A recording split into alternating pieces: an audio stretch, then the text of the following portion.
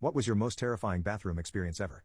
I was in freshman year of high school and during biology I suddenly got this incredibly sharp pain in my side that had me almost to the point of tears. I also needed to pee really badly and I asked to be excused so I could go to the bathroom and hopefully the pain was just going to end with a bowel movement. As I got up to leave, walking only made the pain worse and it took me probably 5 minutes to get to the bathroom, having to take small breaks leaning against a wall or falling to the ground and hugging my knees for a few seconds. As I got to the bathroom I began to grow very nauseous. I had no idea what was happening to me and I was sweating profusely. I was trying to pee for the longest time and it freaked me out that I couldn't. Biology was my last class of the day and I had easily been in the bathroom crying for half of the class period. Eventually, the pain got to the point where I was just balled up on the bathroom floor and waiting for it to go away. I honestly thought I was going to die. I ended up vomiting until my stomach was empty and passed out afterwards on the bathroom floor.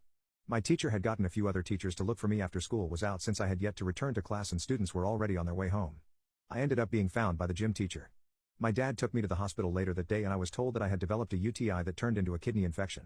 I pretended to investigate a cheating spouse for a client, but used the money to have fun with friends instead. What happened when the client found out? I was a pie and some rich asshole hired me to check if his wife was cheating on him. After weeks of surveillance, I found nothing suspicious. He wanted me to keep going for another month, but I knew there was no point in it. So when he called again, ready to give me more money, I told him the truth, that she wasn't doing anything wrong. But this guy wouldn't take no for an answer and demanded that I keep following her until he got what he wanted. F that. So instead of tailing her, I used his money to hang out with my friends and have a good time while he remained clueless about what was really going on. Eventually, the dude asked for a meeting at his house so we could discuss the case, which didn't exist in the first place. When we met up, he showed me every room except the one where we were supposed to talk about his wife's fidelity, because it didn't effing exist. When confronted about this bullshit deception, he got aggressive but eventually agreed to pay me back for all my time and expenses. After leaving his house, I went straight over to his wife's place and told her everything that had happened, which helped her secure a divorce settlement quickly afterwards.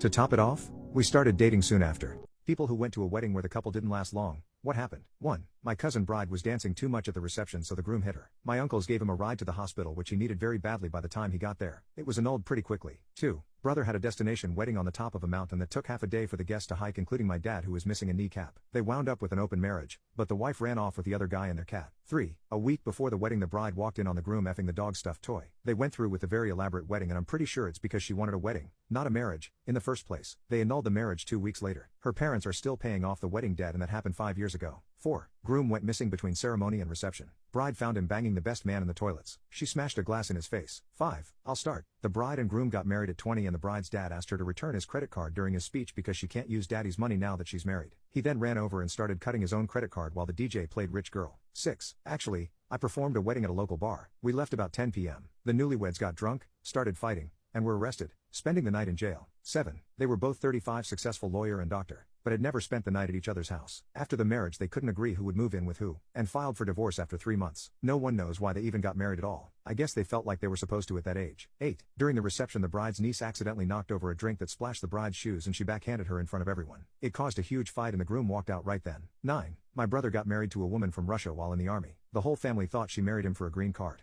but he was convinced it was love. They had their ceremony in a gazebo on a military base. It was a small gathering of family that traveled to it from out of state. His best friend since high school got ordained just so he could marry them. My brother was really excited. He wore a nice suit and the bride, well, she showed up in a bright pink tracksuit. They divorced a year later. 10. My friend's mom got married to a trucker. Was a pretty nice guy, treated her well, took care of her financially. About a year and his other 3 wives from other states group called her to inform her that he was also married to all of them as well. They all divorced him at the same time. Nothing was even finalized yet and he was sitting at a bar drinking. A fight broke out between other people and he got shoved off his bar stool. Hit his head pretty good. Went home to sleep it off and never woke up. What's the best relationship advice you've ever gotten?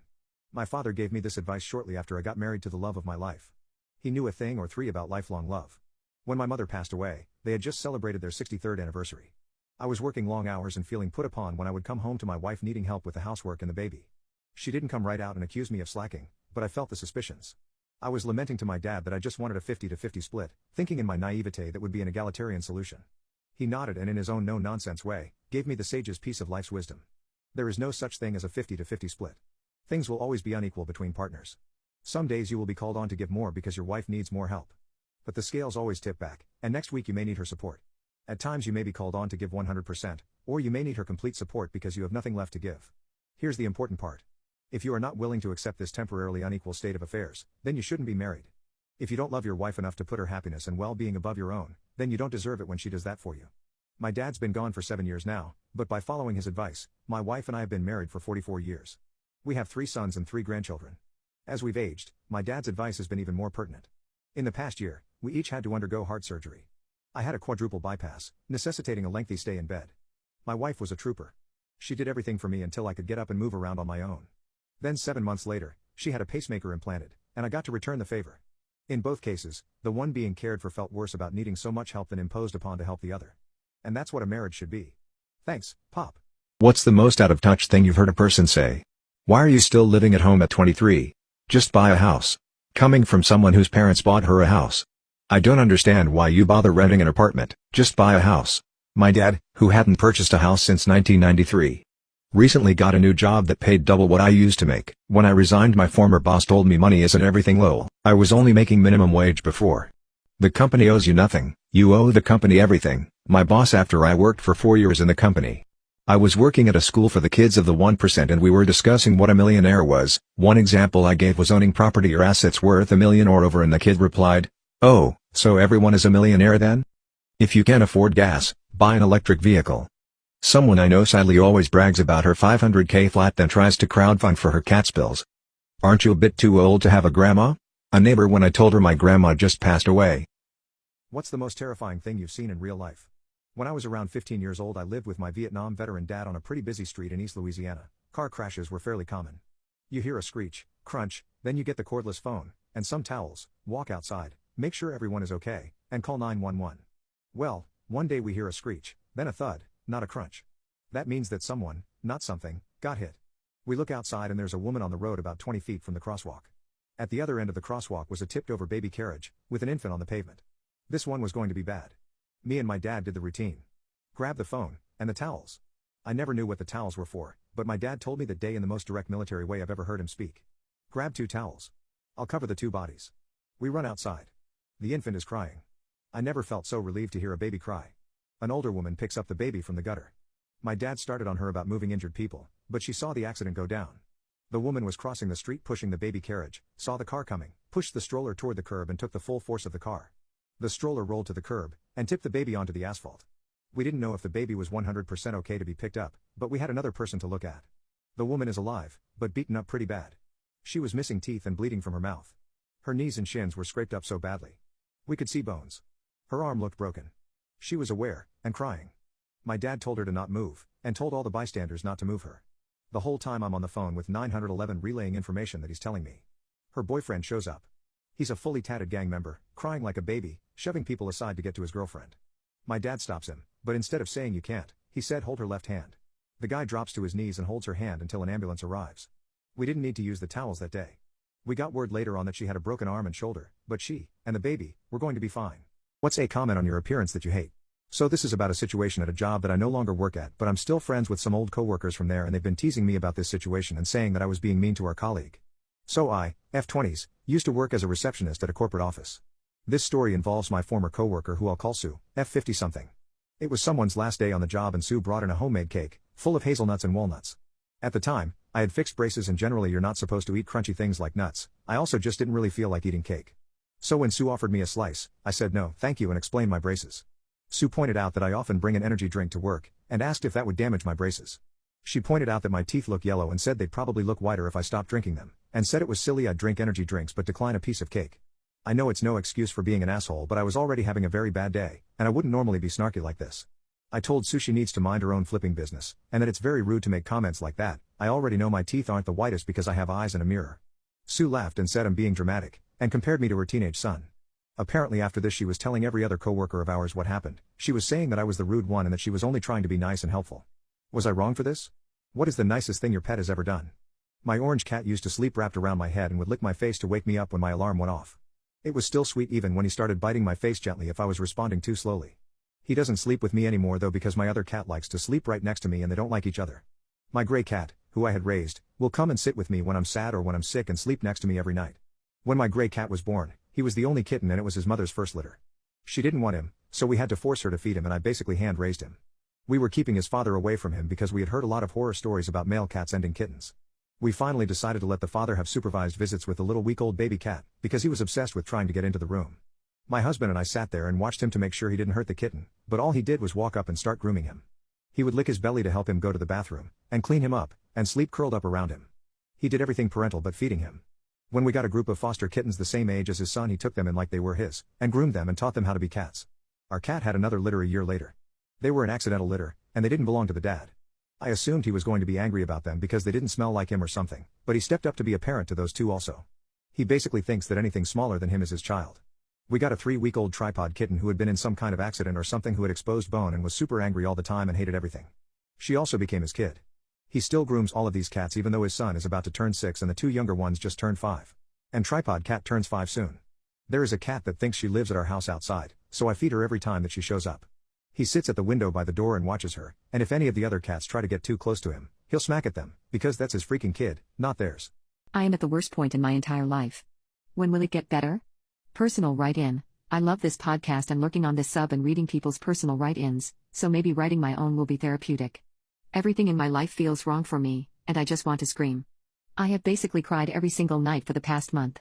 I am 24 and a software engineer, and I got laid off from a job I loved for a month because, what a shocker, my company, like every tech company in existence lately, decided to have a huge mass layoff and get rid of a third of the staff. Also, I found out my company replaced me and a bunch of USA people with remote workers from India, who they are probably exploiting and paying way less because they can because of capitalism. Of course, this had to happen when the job market is about as bad as it can possibly get, and tech jobs, especially at my level of experience, are wicked competitive because no one is hiring, and every role on LinkedIn has like 1,000 plus applicants. It's literally like a full-time job every single day, applying to everything that I could potentially be fit for and tailoring my resume to every single effing job in the hopes I stand out, and writing a cover letter even though it's technically optional, and messaging recruiters on LinkedIn because people say to do that now, and awkwardly emailing professional contacts who are like recruiters I talked to one time, or a friend of a coworker who works at a company I'm interested in, on top of that also working on personal coding projects so recruiters don't think I'm just sitting around doing nothing. It is so stressful. I am having zero luck, just rejection after rejection. I heard back from one recruiter a while ago who scheduled an interview with me, then a couple days before the interview, canceled because the role had already been filled. I am having no luck, and it just feels so hopeless.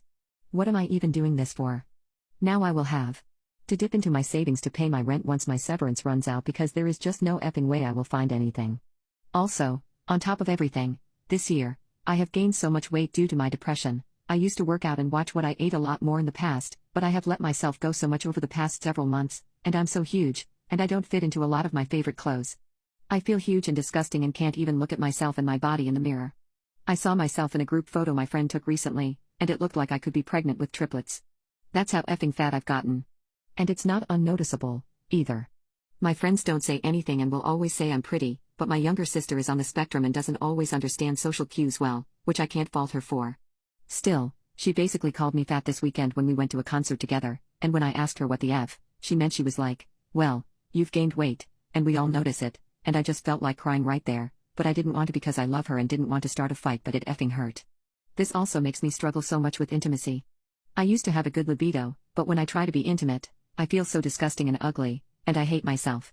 I tried being intimate with a guy I was talking to a few weeks ago, and I just couldn't even get myself in the mood. I felt so awful afterward. Even though he didn't do anything to make me feel that way, I just ghosted him, which I know sucks.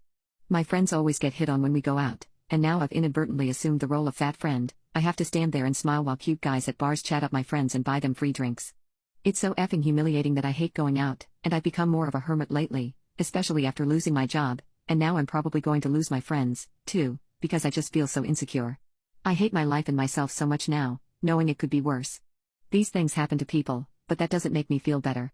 When I vented to my parents about how frustrating the job search is right now, my mom was just like, "Well, it could be worse, be grateful for what you have. At least you're not homeless and starving," etc. Like that doesn't help, because these are still major issues in my life and I've just been having such an awful time dealing with everything. Yes, I do have a therapist I meet with weekly, but there's only so much she can do other than offer advice and listen to me yell, which does help but not enough. I feel like everyone that offers me weight loss advice doesn't understand how effing challenging it is. It's not like I can one day wake up and be like, "Today I'm tracking all my calories and going for a 5-mile run, and I will do this every single day and blah blah, just do Chico." It's so simple, literally F you, it is effing hard. I feel like, eventually, these things will get resolved, but right now, it feels like an impossible mountain to climb, and I am so overwhelmed that sometimes all I can do is just lay in bed and cry.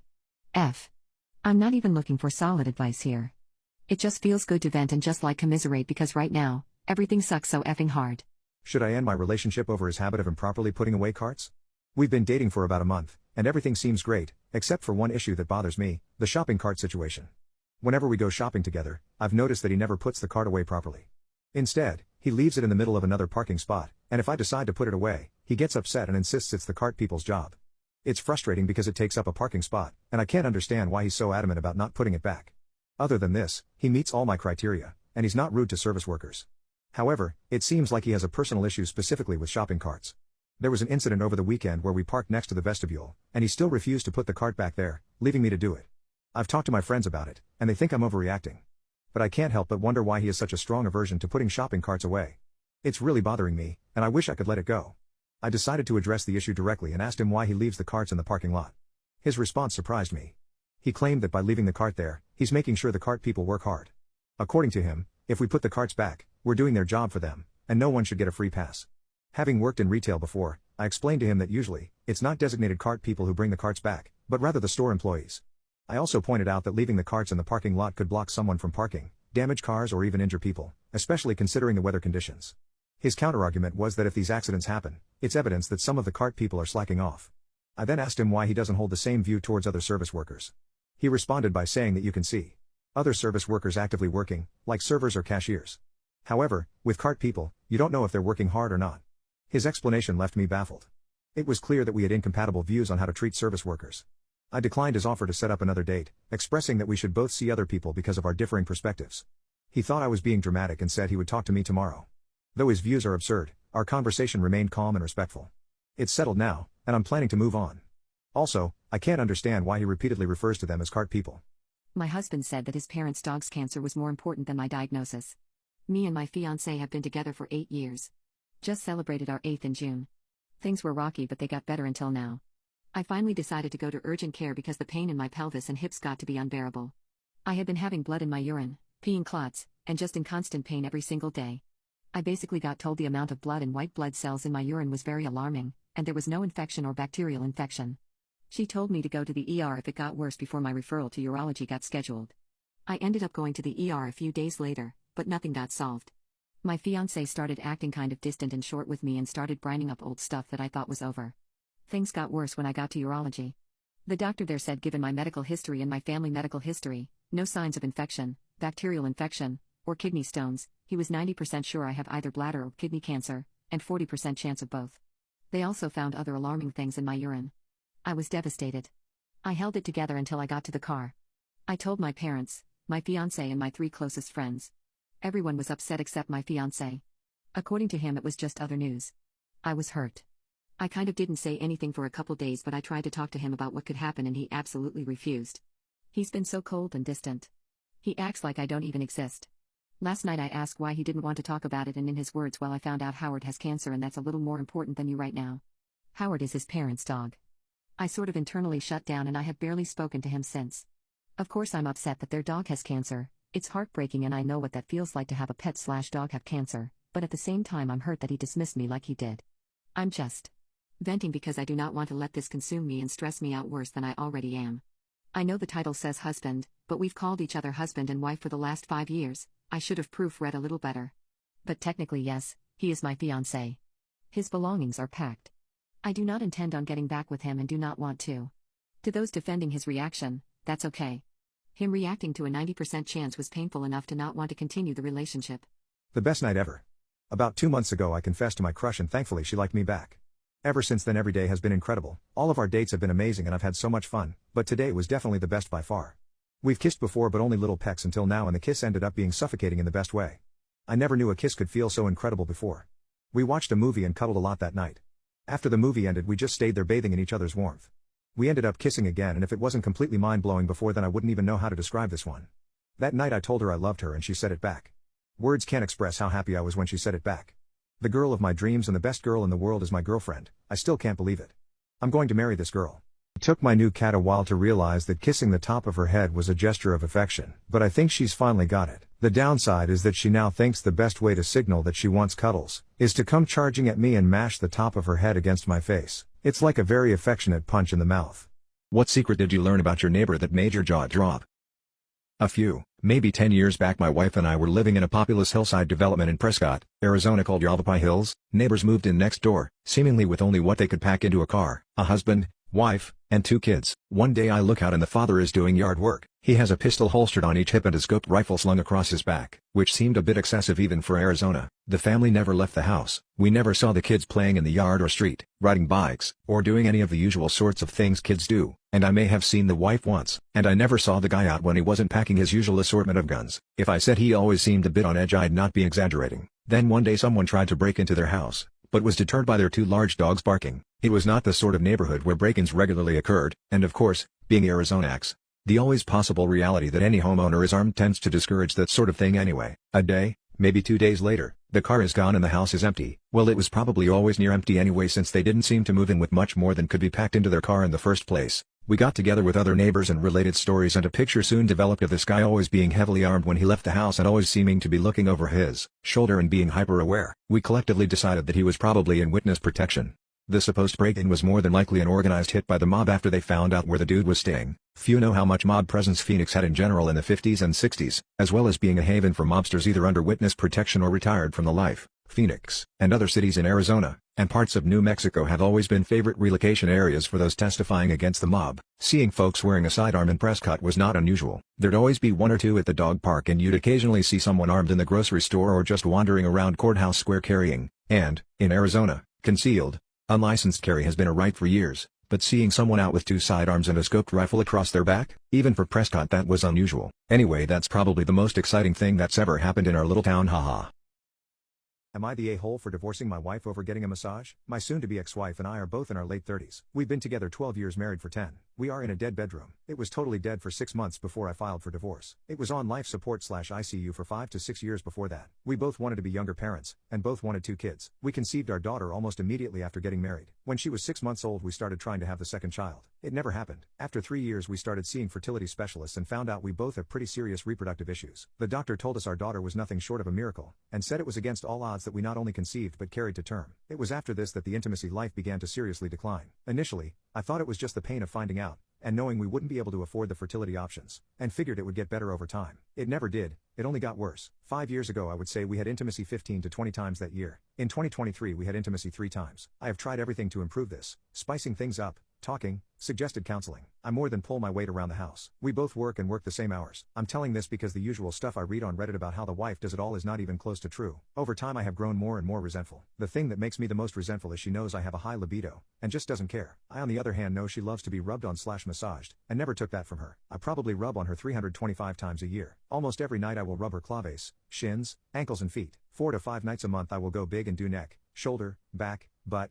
hamstring, quads, shins, calves, ankles, and feet. I noticed that doing the big massages was the best way to get intimacy, as she was more likely to allow me to do the foreplay things I knew work on her if I had already done this prep. I did them more often a few years ago, but now not as much. The success rate was never that great, maybe 20% of the time, but in the last 2 years, we are definitely in the single digits. When we hit the 4 months of absolutely no intimacy, I decided I wasn't rubbing on her ever again. It only took 3 days for her to notice, and she asked me to. I told her no, and I got angry. I said, why should I, when you don't give a F about what I want? Obviously not my finest moment, and a huge argument followed. Things got ice cold at home, but I wasn't giving in. I was tired of all of it. A few weeks ago she told me fine, I will just start seeing a professional masseuse. I said, then I will start seeing intimacy workers. She said that was cheating. I said fine, I won't, but you will not get a massage from anyone else. That is also cheating. She said I was being ridiculous, and I said, no, it's being touched intimately by another. If I can't have that, neither can you, and I swear to effing God if you do I will file for divorce that day. The following weekend, she went to get her nails done. I know how long it takes for her to get her nails done. She came back almost an hour and a half later than I expected. She didn't say anything, just acted normal. I got on her credit card app on my phone, and sure enough, there was a $95 charge to the goddamn massage person in the same strip mall as the nail place. I lost it, and when I did, so did she. I think we both let out years of frustration on each other. True to my word though, I called a divorce lawyer on Monday. The only part that upset me was my lawyer said that based on these circumstances I couldn't list infidelity as the reason for divorce and had to go with irreconcilable differences. Anyway, she has been telling people we are divorcing because she got a massage. Since then I have had several family members/friends call me and say I'm an asshole. Some of them, even when I tell them my real reasons, still think I'm an asshole and that my reasons aren't good enough. I think getting a massage when told not to is plenty of reasoning. So am I the asshole here? Personal note, I reread this and I know it comes off as angry, but I am angry at myself for wasting so many years. But I'm also angry because this was just the ultimate FU. She just went and did it anyway and didn't even try to hide it. Went to the same place next to the nail salon and used her CC, which I paid. Like I wasn't going to see the charge. How my grandmother dodges death like it's nothing in WWII. My great-grandma just escaped from an abusive father at a young age and was roaming the jungles of the Philippines. In the night, while she was sleeping, she was captured by a battalion of Japanese soldiers. For a month, every day was hell. She was forced to clean and cook for them. Sometimes, she got hit by the butts of their rifles and was once raped by them. After having enough, she devised a plan. In the morning, the day started with her picking ingredients for supper, sinigang, with a side dish of poison. She waited and waited and waited in her prison. Finally, night came and then served the soup.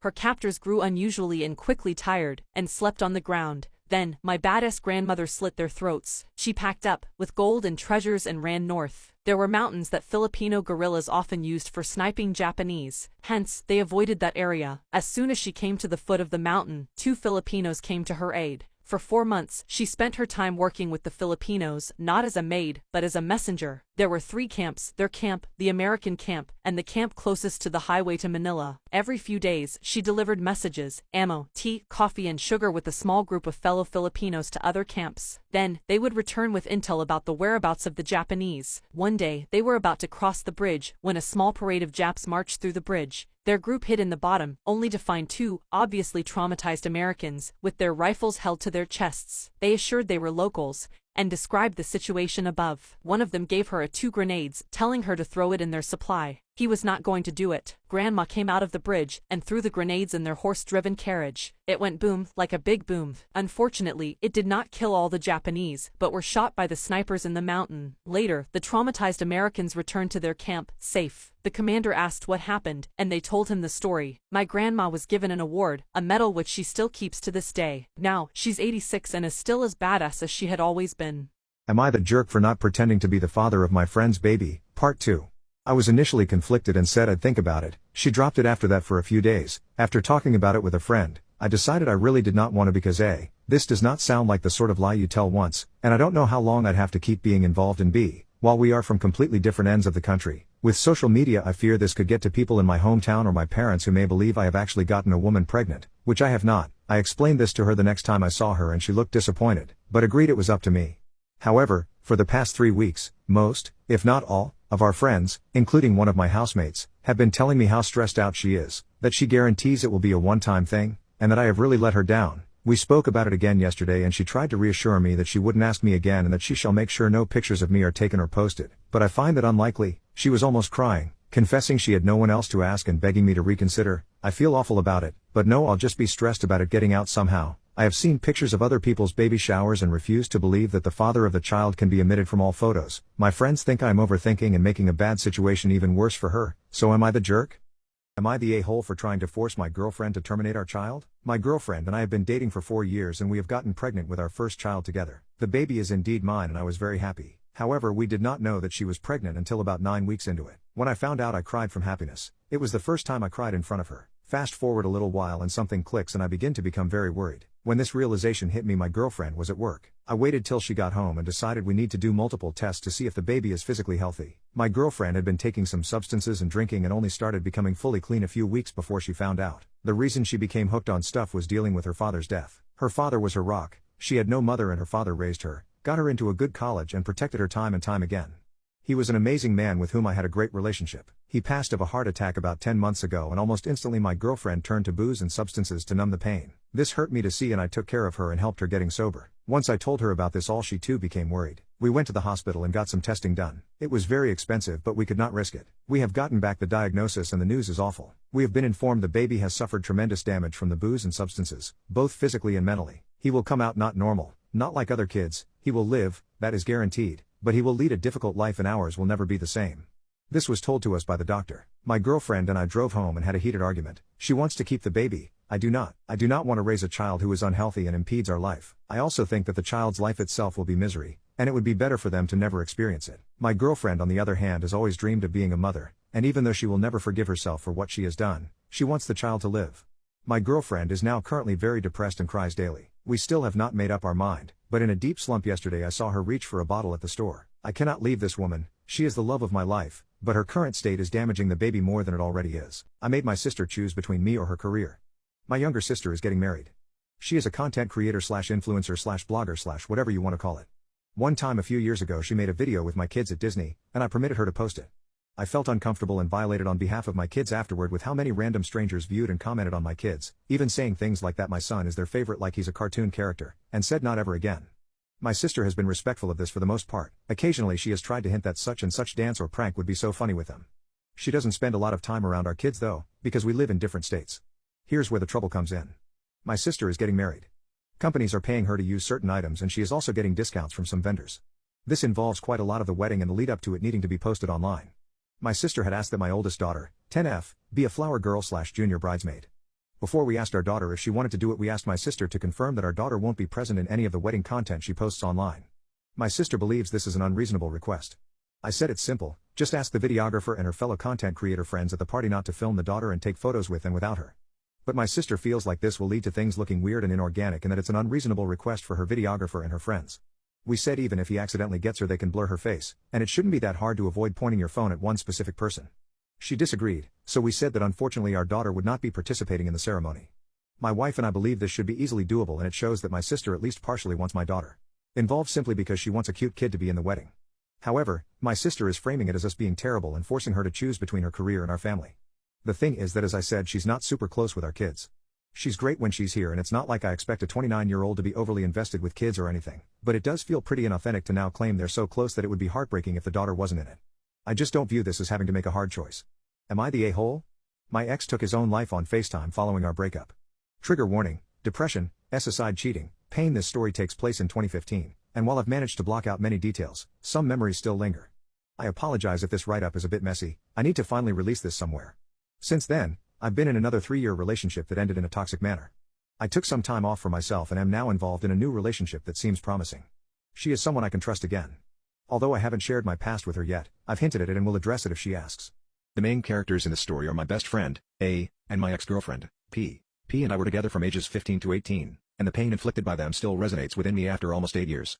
I'm not sure if I will ever completely get over the betrayal from both P and A.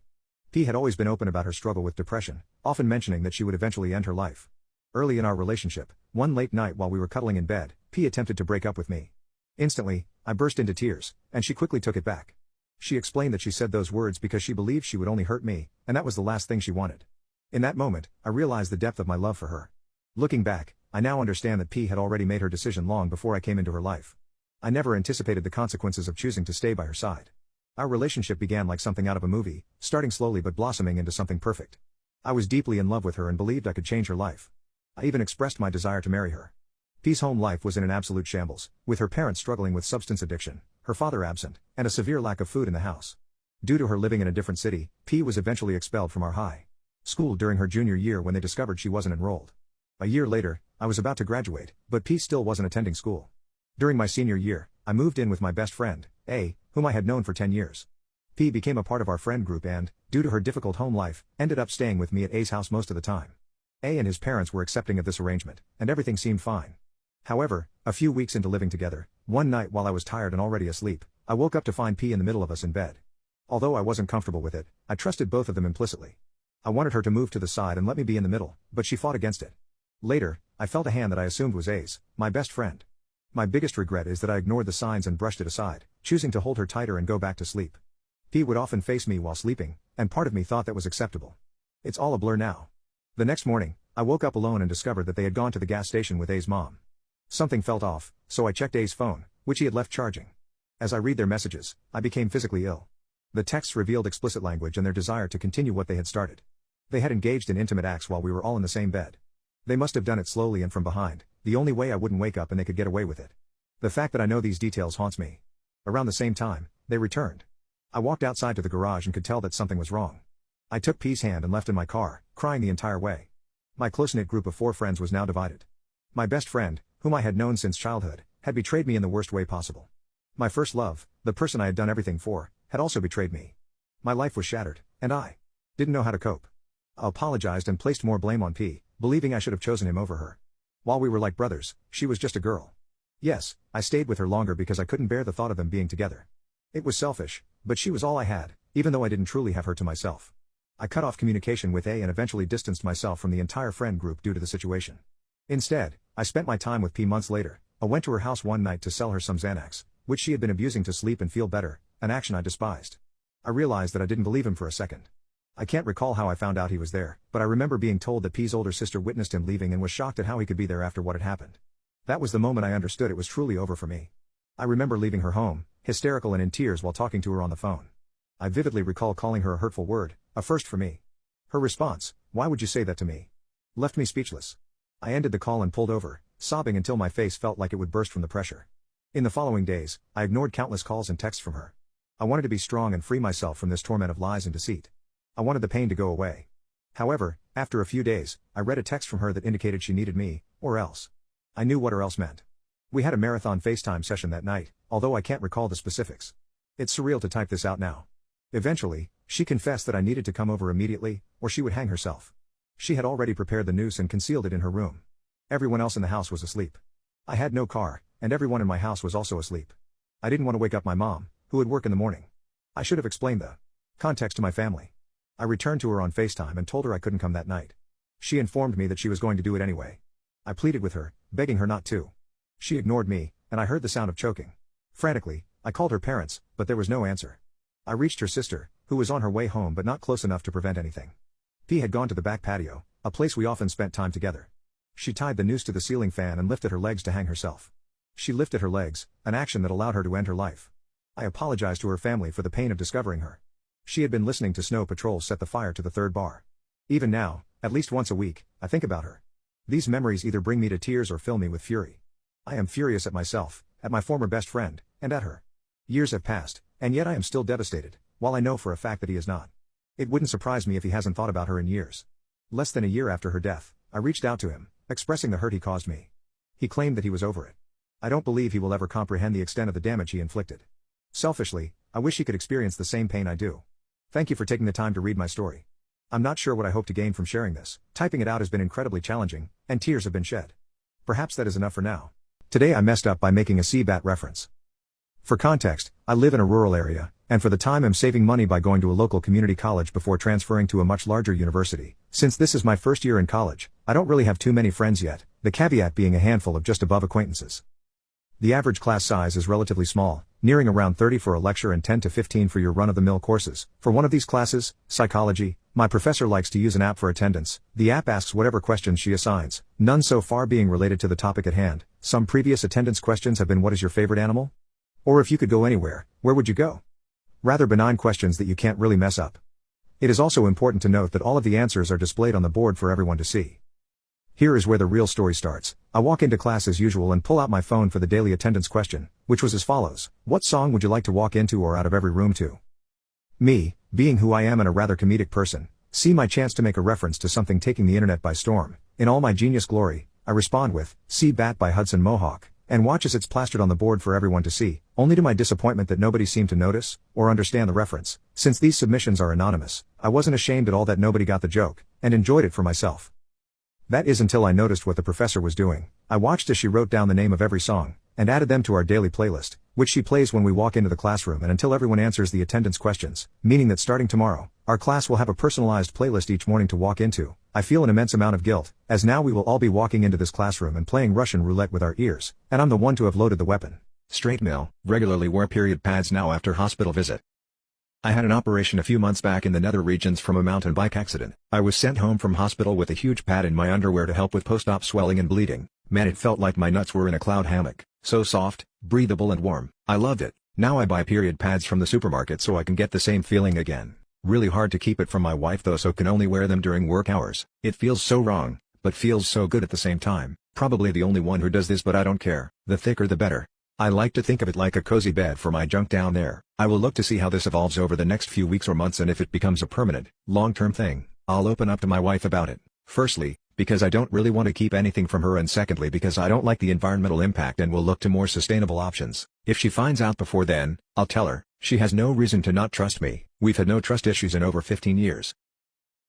What are some of your deepest and most horrifying secrets that only you know about? I am a 21-year-old girl in the final year of my engineering. I am a university rank holder and have always secured the first rank in my class. I am not a healthy girl. I have been diagnosed with many ailments during the last 5 years of my life. It has been a struggle and students and teachers at college don't know this about me. I have been suffering from scalp psoriasis for the past 10 years. I spend 2 to 3 hours every day cleaning my scalp so that others wouldn't know I have it. It's hell doing it every day. I was suffering from anemia in my first year of engineering and my hemoglobin dropped to 3.2 due to loss of blood. I was hospitalized and later was diagnosed with ulcerative colitis, which the doctor said can never be cured. The medicines the doctor gave had steroids in it to suppress the inflammation in my body. This caused acute pancreatitis and I was hospitalized again. After I was discharged, the doctor thought of giving me a mild dosage of steroids. I was okay for about 3 days and again was hospitalized due to acute pancreatitis. Eventually, I lost a year due to lack of attendance and it shattered me. I somehow temporarily recovered and joined engineering next year in a better college. One day, my hands started aching suddenly and this continued for a few months. I was diagnosed with IBD arthritis in my left wrist, and it is still deformed but people can't notice it. No one knows about it in college. I bear these pains every day and still manage to study well. I have dreams of becoming a successful girl who doesn't have to depend on a man for a living. I belong to a middle-class family and I feel terrible that my health has cost my parents so much. I hope I will be healed someday. What's a funny memory you have that if you told someone, they'd think you're lying? A friend once called the wrong number, got the wrong house, and had the right person pick up. So I was at work, replacing a modem for my boss. I'd removed the modem and connected a telephone to test that it had dial tone. Soon after, the phone rang. It didn't make much sense, because that phone line had only been used for outgoing calls from the computer. When I picked up, the person on the other line just said, "Hey man,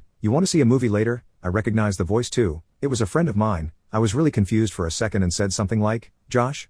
How did you get this number?" He said he called my home phone number. He must have misdialed my number, and accidentally dialed the number for my boss's modem line. At work, he called the wrong number, got the wrong house, and the right person picked up, on a phone that had only been connected for 2 minutes in the past 2 years. The odds must be astronomical. It's just a weird coincidence that I'll always remember. An employee demanded to talk to my dead father in person to waive utility fees, so I put my dead father's ashes on her desk and had her get fired. My father died on Father's Day 2012. He was divorced and living alone, and I am an only child. That means that I had to wrap up all of his affairs. This story centers around us trying to get his utilities cancelled. I called in to see what we had to do to get them to cancel. The lady I spoke with on the phone said to send in his certified death certificate. I sent in the certified copy of his death certificate the next day. The next month, I got another bill. I called again and a new woman answered. She said that because I wasn't on the account that she had to speak with the account holder. I informed her that the account holder was dead but she wouldn't budge. I had to make an appointment with a supervisor so she could speak to him herself in person. I showed up at the Board of Public Utilities with another death certificate and his ashes in the clear bag that they returned his remains in. I plopped them down on the center of her desk and said when she talked to him to tell him that I loved him for me. The woman went pale, flew out her chair, and called the cops. When they showed up she claimed that I had assaulted her. And yes, my dad's remains were still sitting in the middle of her desk with the death certificate. The cops questioned me as to why I would do that. I told them the story. The supervisor's boss was called in and they all stepped away from the desk for a private talk. While they were talking, the cops came over to talk to me. They said that I shouldn't take human remains out in public, but there were no laws that were broken. I said that I agreed with them that it was extreme, but she insisted on speaking with him in person. By then they were done talking between themselves. The supervisor's boss kissed up to me and got it taken care of. But the story isn't over yet. I had to call back a few days later to get utilities back to the house in my name. When the person on the phone saw the address and my name, I was immediately put on hold. The supervisor's boss that finally helped me got on the phone. She sucked up to me and waived all of the fees that come with setting up utilities. Just as the call was ending, she informed me that she was again so sorry for the employee's lack of compassion. She said that the employee was terminated and again she is so very sorry.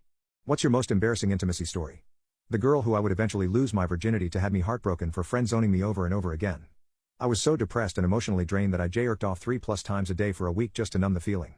Whenever I thought about her or got sad, I would go relieve myself. It didn't even feel good, I just needed dopamine somehow. At the end of that week, I somehow got lucky enough to have intimacy with her, but by that point I was using a broken PP, and I didn't make her finish. I came so fast but felt nothing. She was also unreasonably upset that I wore a rubber the first time, and that I didn't finish inside her. She made me feel like I ruined everything and that emotionally scarred me for life. What is an experience you had at a car dealership you'll never forget? 2 months ago I went to a Mercedes car dealership with my mom. She's looking for a new car to drive to work, a daily driver car. When we got to the dealership, a salesman walked up to us and introduced himself. He seemed like a nice guy. He's happy and joked a bit. He asked my mom what kind of car she's looking for and she told him. He showed us a few cars parked on the side of the building, but my mom didn't like them. She either liked the outside but didn't like the color of the interior, or she liked the interior but didn't like the white color outside. There was one that my mom kind of liked and took it out for a test drive. My mom drove and he sat next to her, and I sat in the back. I liked it, but my mom mentioned about the car being a little slow. When we got back to the dealership, the guy decided to show her an AMG Roadster. It was the best one they had and it had a lot more horsepower. My mom was looking for a 4-door and not a Roadster. The guy talked my mom into test driving it. He told her we can take it for a test drive and he'll wait for us. I told him I'll pass and wait inside. He said, "Okay, I'll go with your mom and you can wait." I said, "Okay, it's your funeral." He stared at me and didn't know why I said that. They got in the car and off they went. I was inside sitting on someone's chair listening to music when he shows up with my mom. He looked like he saw death. My mom went to use the restroom, and he sat in a chair next to me all quiet. I asked him how many fingernails he lost digging into the dashboard. He looked at me and said that's not a car for her. I said, "Yep, that's why I stayed behind. You should ride with her when she's driving her California." He just looked at me with this "OMG you have to be kidding" look, and said there were a few times he thought he was going to die. He told my mom they're getting a shipment of cars and he'll give her a call if it has the kind of car she's looking for. My mom kept asking about the Roadster, and he told her she needed a 4-door car because it didn't make sense having a 2-door car because she already has a 2-door car. He went as far as telling her it's easier to get in and out of a 4-door car and there's plenty of room for things in a bigger car. He did everything he could not to sell the Roadster to my mom. I was sitting quietly listening, and had to get up and walk away because I was about to bust out laughing. We ended up leaving the dealership without a new car. He did call my mom a few days later when the new shipment arrived. It was hilarious listening to him. I've never heard a car salesman talk someone out of buying a car before. What was the fastest way you've seen someone ruin their life? Friend got married right after HS, left for boot camp and deployed soon after, gave his wife power of attorney. She destroyed his credit and put him $200,000 in debt in 8 months. They divorced but his CO advised him to just give her whatever she wants to keep her quiet. So now he's also paying alimony. It sucks because he only joined the military to pay for college, but now he's afraid he won't be able to afford it even with a GI Bill.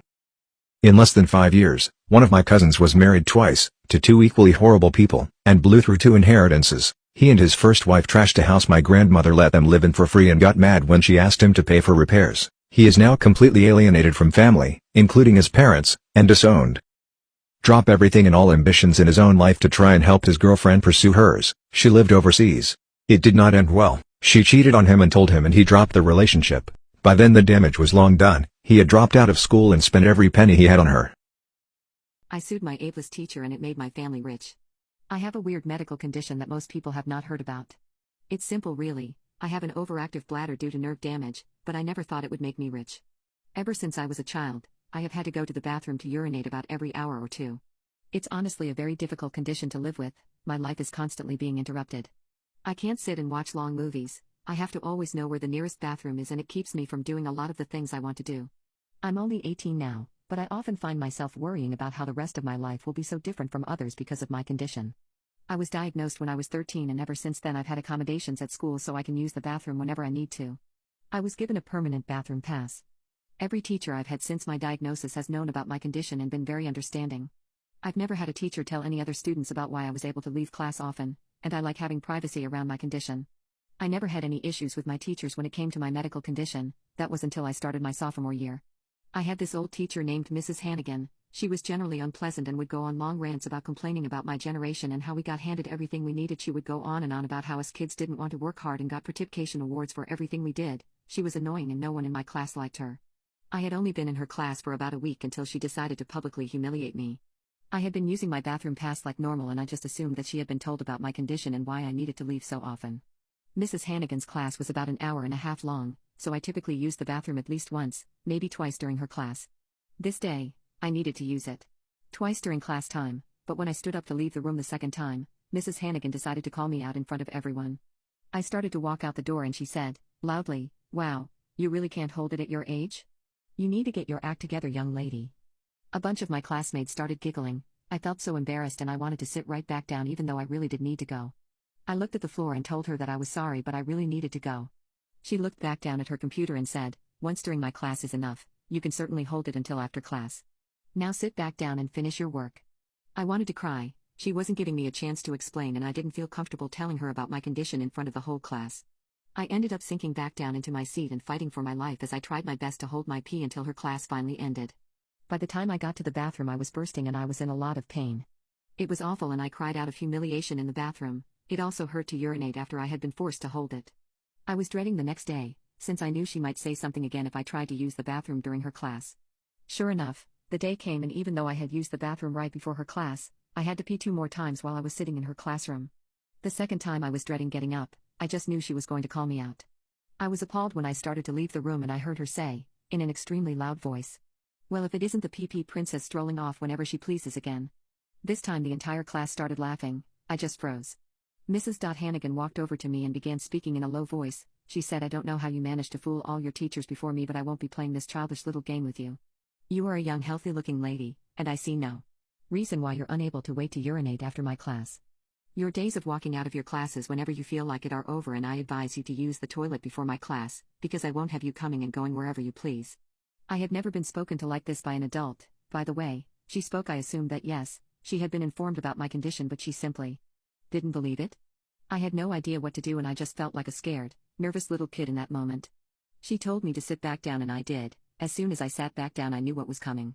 I could only hold my urine for about 10 more minutes before I felt my bladder give up. There was still 20 minutes left in the class, and I had to sit in piss-soaked pants for that entire time. Afterward, I tried my best to cover it up, even though a couple of other kids noticed, and I heard whispers as everyone exited the classroom. Either Mrs. Hannigan hadn't noticed or didn't care that I had soiled myself, so I went straight to the office after class and asked to call my mom so she could bring me clothes. I told the secretary everything that had happened with Mrs. Hannigan so far, and she looked concerned. She ended up going to the guidance counselor and the principal and informing them both of the situation. When my mom showed up with my clean clothes, I broke down and told her everything that happened as well. I had never seen my mom so angry. She went into my principal's office and they stayed in there talking for a long time before I started to hear my mom raise her voice. When I got home that night, I overheard my parents talking about the situation. That was when I found out that they planned to sue Mrs. Hannigan and the school for not reprimanding her. Apparently, in the office that day, my mom demanded she be punished or put on leave, but all they said was that she was from a different time and she didn't mean to harm me. My mom told them that she had already harmed me, and that our family wouldn't stand for this. After that day, Mrs. Hannigan continued to treat me horribly, but she never commented on my bathroom use again. It took my parents about 2 years, but by the time I was graduating they had won their case against the school.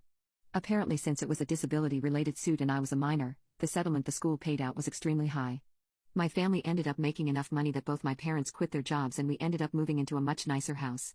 When I think back to that awful day when I had the accident in Mrs. Hannigan's class, I don't want to cry anymore. I just smile thinking about how my parents and I ended up getting the last laugh and Mrs. Hannigan learned not to discriminate against her students' disabilities. People who have been kidnapped, what was it like? I was around 18 years old. We'd been dating for about 8 months and I broke up with him because my parents were treating me differently and I didn't like it. It put too much strain on both my boyfriend and my parents and I's relationship, and I couldn't take it. Broke up with him one night and about a week later he showed up at my parents' house wanting to talk to me. My mom answered the door. I didn't want any part of it, so she told him to go away. He got belligerent and eventually left, so she called the police.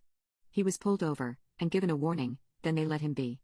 Dad was at work, Mom took sister somewhere, and I was playing Mario Party 8 on my Wii at home.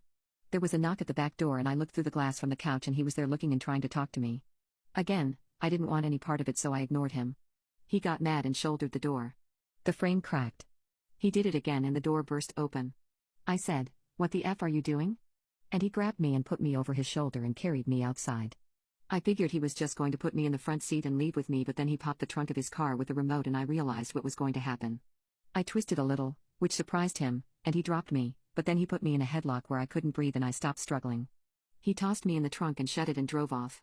At this point, I was doing everything I could to get out of the trunk, so I started kicking the back of the seats to get out. I eventually got one open enough to stick my head through to get some air. It was in August, and the temperatures outside were riding 95 degrees, so inside the trunk was about 110. I got my head out and could finally breathe. He had calmed down a bit, and I knew he just wanted to talk to me, so he didn't really freak when I was able to climb into the back seat. When he was putting me in the trunk, the neighbor kids were outside and they saw what was happening and ran inside to tell their parents. Parents called the police, police called my mom, and my mom was doing 95 down the highway to get home. Ex-boyfriend drove me an hour and a half away to an old camp he used to go to and we talked for a while. He then took me to Pizza Hut because I said I was hungry. I remember wondering why no one was concerned that I was waiting for a pizza without shoes or socks on. Because no one said anything, I figured my parents hadn't realized what had happened yet. Little did I know, an Amber Alert had already been issued. Anyways, he decided he didn't want to go to jail, so he was going back to his house to get his shotgun. When he got there, the cops were waiting for him and tried to taser him. They missed and he jumped back in his car and did a backwards U-turn. He started driving through the city at speeds of 60 to 85 miles per hour. If you've never been in a high-speed police pursuit, let me tell you, it's a rush. So much adrenaline. Anyways, he was going to get on the highway but the police had it blocked off with spike strips, so he turned onto a back road that dead-ended. He ended up crashing into a tree. I was in the front seat by this time. The cops swarmed the car, pulled us both out, and since they didn't realize who we were, cuffed us both and put us in separate cop cars. Once everything was situated, they uncuffed me and put me in a police SUV and transported me back to the police station in my city. Parents and sister were there, freaked out, found out I was okay. The whole ordeal lasted around 10 hours. Ex got 4 years and is now out of jail in a halfway house. My stalker almost broke into my house. I was 15.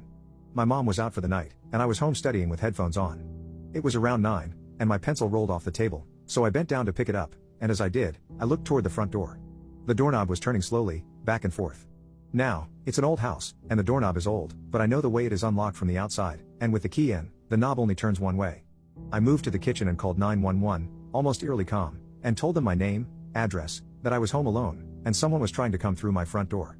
Dispatch stayed on the line with me and said they were routing cops to come over. She asked if I had a dog. I said I did, and she told me to call the dog to the back door and then open the door and bring the dog in, because they were going to use infrared in the backyard. I asked if that was safe. What if he was in the backyard? Her advice was to scream and she would notify the police en route that an assault was in progress. So I called my poor little cocker spaniel to the door and pretty much threw him over my shoulder into the house before slamming and locking the door. Not much the lock could have done anyway. That door had a single hung window in it. There was a large window next to it, and a huge picture window in the living room. If someone wanted in, that deadbolt wasn't stopping much. Once I had the dog in, she told me she was going to hang up and call back in 5 minutes. In that 5 minutes, I was to call the place my mom was and get her to come home. I called. She was playing darts, so I told them to give the phone to her boyfriend and I told him what was going on. Apparently, he walked up to where my mom was playing, grabbed her, and walked out of the bar.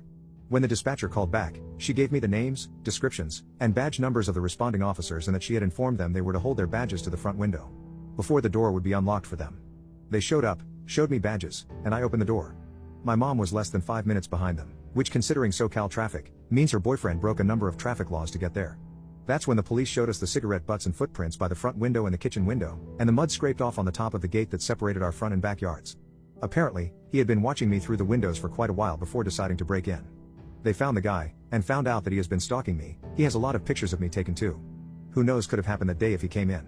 What's the most horrific act committed by someone you know personally? A few years ago, I was on some dating site. I saw this lady who was too old for me and definitely not attractive. Her bio was looking for someone willing to do anything. I had no intention in partaking in whatever this person wanted, but morbid curiosity got the best of me. So I DM her and asked, "What are you looking for?" She said, "I'm looking for a group of men to break into our home and force themselves onto my children." I immediately go into a full-on panic attack. I start hyperventilating because I'm so shocked. I calm down and call the police in the town she lives in. I talk with an officer and I tell him I don't have much info at all, but that I want the kids to be safe. He pretty much tells me that if I'm comfortable with it, I need to talk to her enough to get her address. So I sit on it and realize I can't let those kids, assuming the whole thing was real, live in that environment. I make a new account and message her, and for the next 2 to 3 days I have to talk to her as if I'm interested in the idea, but also without incriminating myself. The stuff I had to read from that monster haunts me to this day. She talked all about how that was a fantasy of hers, how she wanted to go to town on herself while I was forcing myself onto her children. She said she wanted me to tie them and let her have a turn next. Just disgusting stuff. Her kids were somewhere around 4 years old and 2 months old respectively. Eventually I did get her address. I was at work and told my manager I needed to run outside and make an urgent call. I ran to my car and called CPS in her county, gave them her name and address, and a detailed description of what had happened. They assured me they would do a wellness check, and I opted to not receive any updates. My mental state was already messed up from what I had to read for 2 to 3 days straight. I don't know what ended up happening, but CPS did visit, and I hope to God that if there were kids that they were taken away.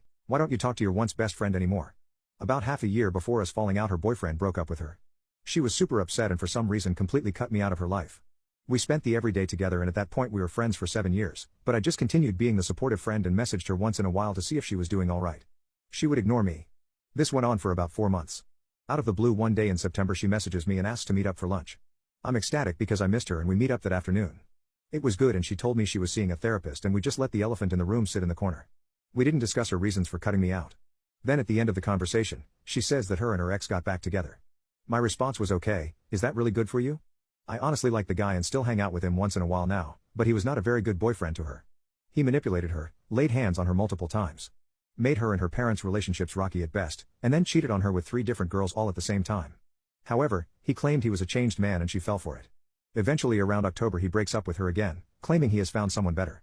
His place is a few blocks from mine, so she comes over and is absolutely hysterical.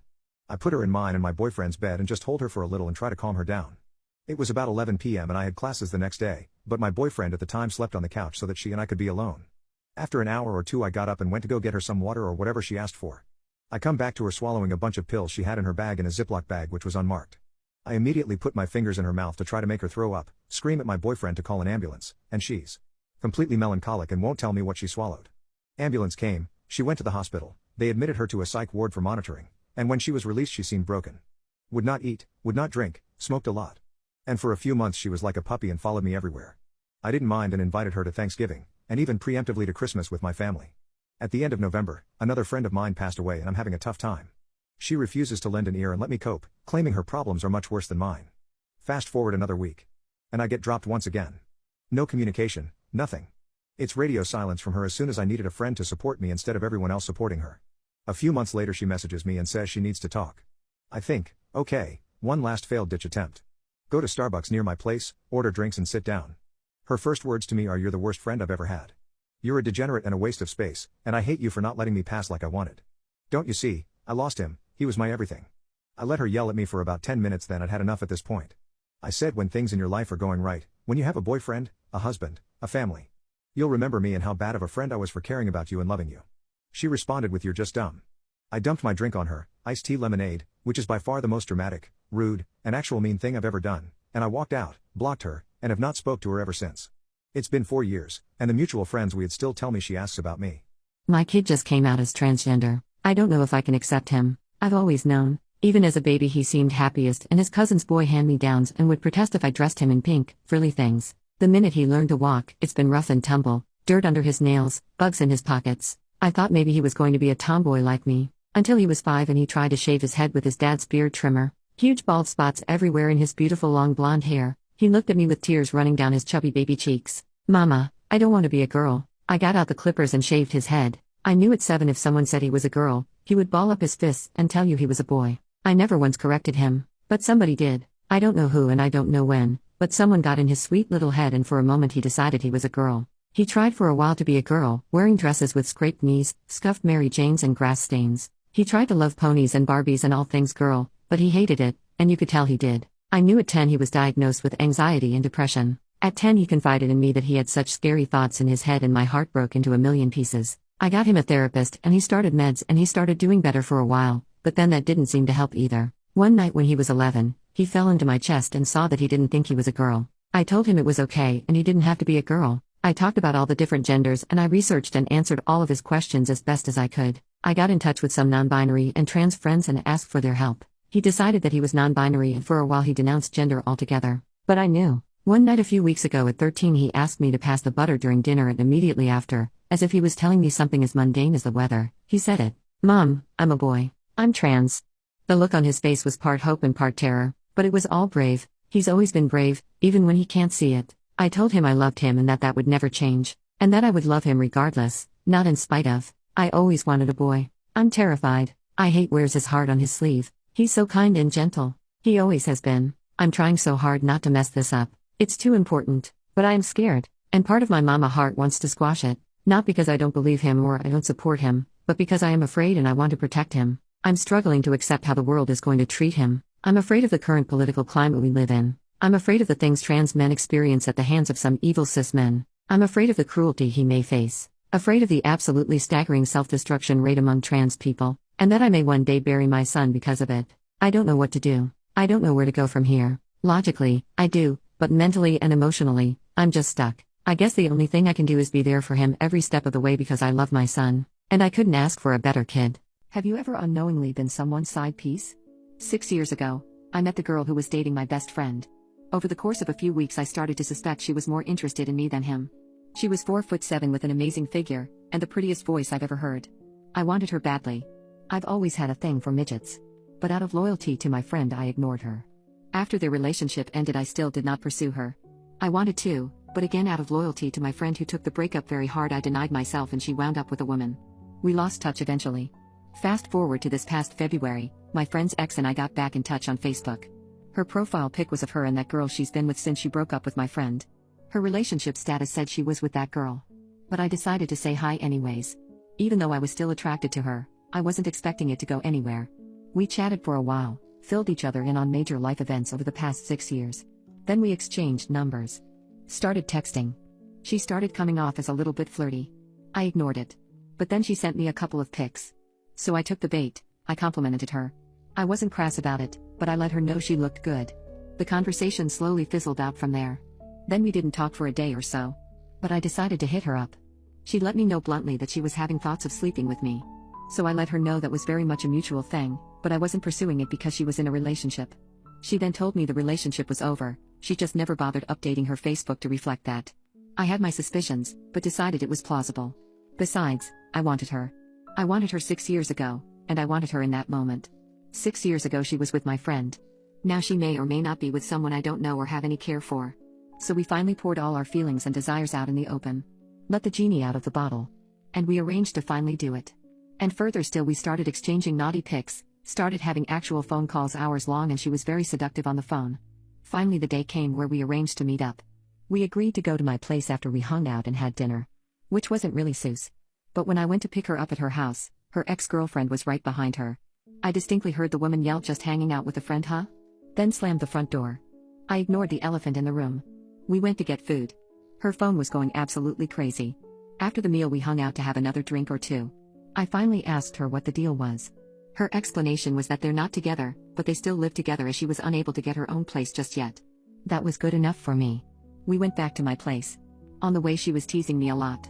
So I was very worked up and we wasted no time getting to it. We did the deed immediately and it was every bit as good as I had hoped.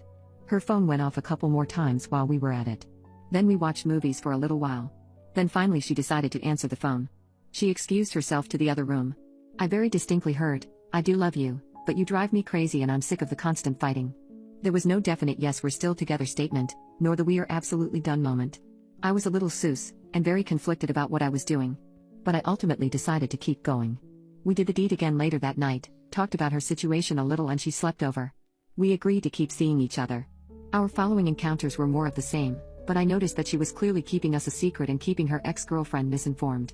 I was okay with this for a short time, but then I couldn't keep ignoring that something wasn't right. We decided to do another sleepover. After I took her home I was debating about breaking it off until she was ready to cut out the ex-girlfriend altogether, or just call it quits. But then not even 10 hours after I took her home she called me asking me to pick her up ASAP. She was crying, so I did. When I got there she was pretty badly wounded. Her exes laid hands on her very severely. She looked like minced meat. So all my guilt went out the window. We ain't hiding anything from anyone anymore. And I'm loving it. They kicked out my sister-in-law when she came out, so I forced them to sell the same house. My sister-in-law came out as a trans woman when she was 18. My wonderful in-laws kicked her out of the house then and there. They told her to leave the house and threw her out at 8 p.m. with no money or even any documents, and her father took the car keys from her too. She had to walk 8 miles to get to our place. She was crying and we took her in. This is horrible behavior, but my husband and I would have just cut them off if it was all they did, but they doubled down. They refused to hand over any of the documents and my brother-in-law had to go over and barge into their house to get them. They also cleaned up all the money in a joint account. She had saved up $8,000 working part-time all through high school. They took the money and also sold her car, which was in their name. They were trying to ruin her life as much as they could. My father-in-law is a small-time businessman and his biggest account was supplying my employer. I had helped him get the contract and it was very lucrative for him. My employer was a family business and they treated long-term employees more like family than as employees. I was talking to my boss about what happened. He told me that if I could find someone within 5% range of the price my father-in-law offered, they would make the switch.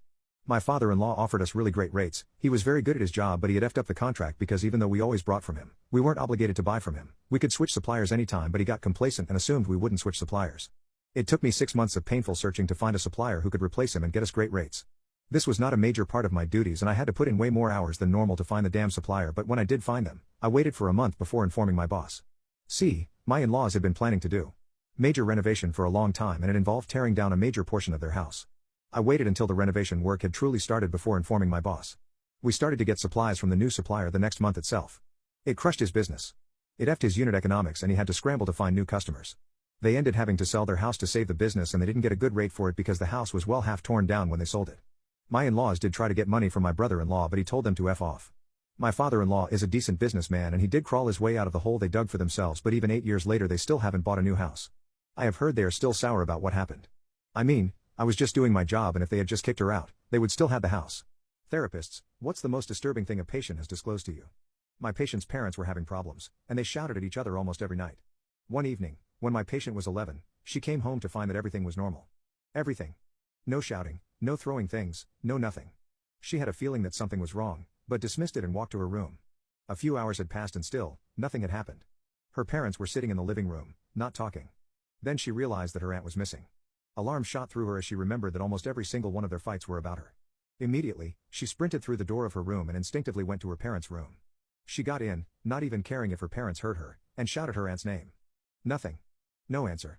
She knew she didn't have much time before her parents came running upstairs, so she quickly went to hide in the closet. To her surprise, there were no clothes, and it stunk really bad. She took out her phone and shone a flashlight around. She looked in dismay as she saw her aunt, limp, vomit dripping from her mouth.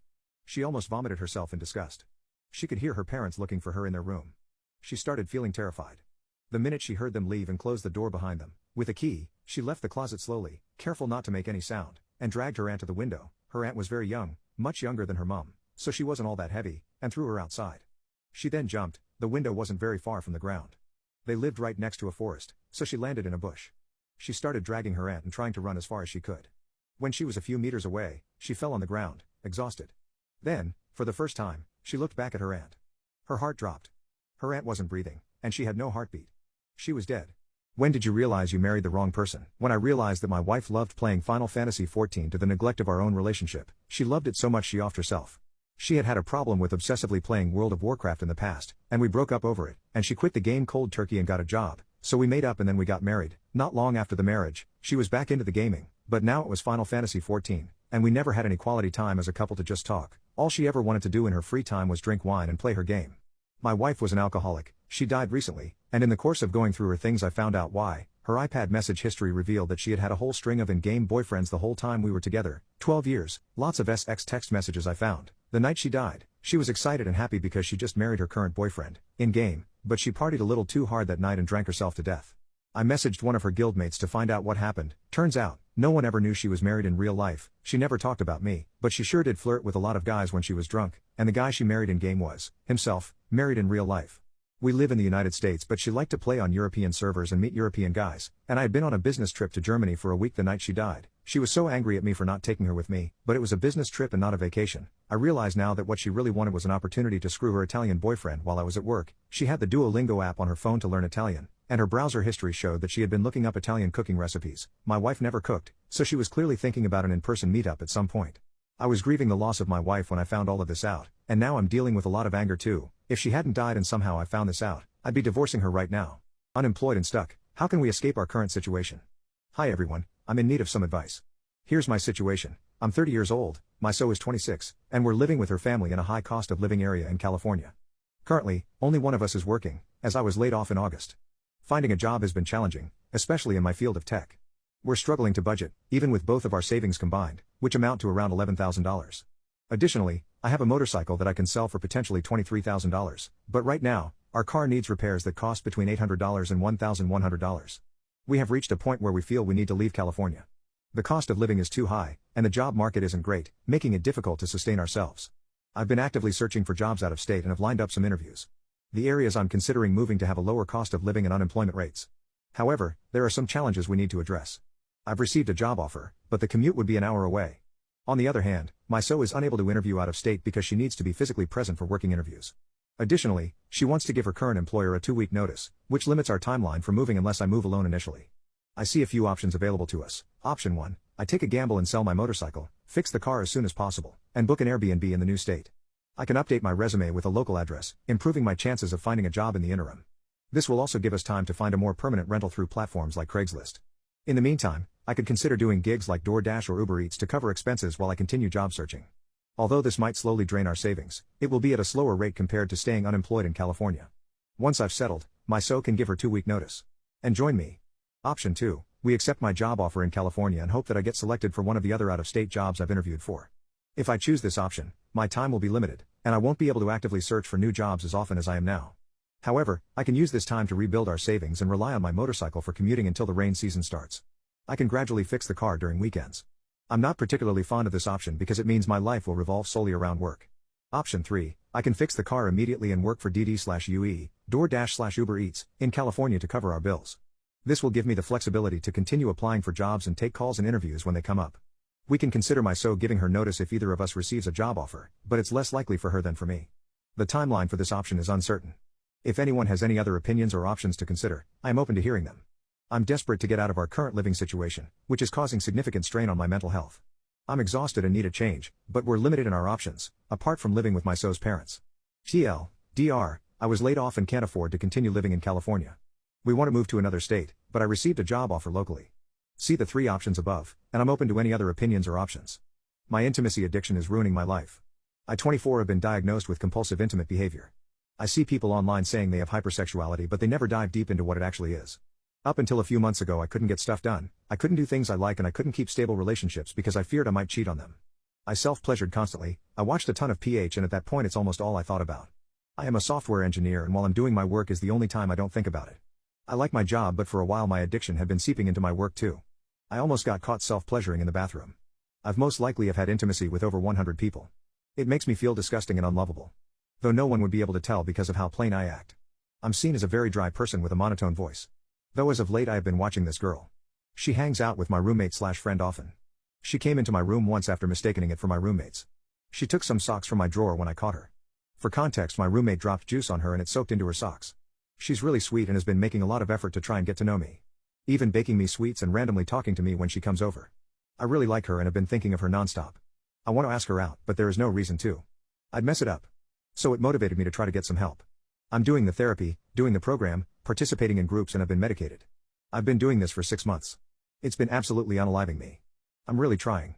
I asked my therapist if maybe I should attempt to ask the girl out, and she told me it'd be a bad idea and if it went south it could make me rebound.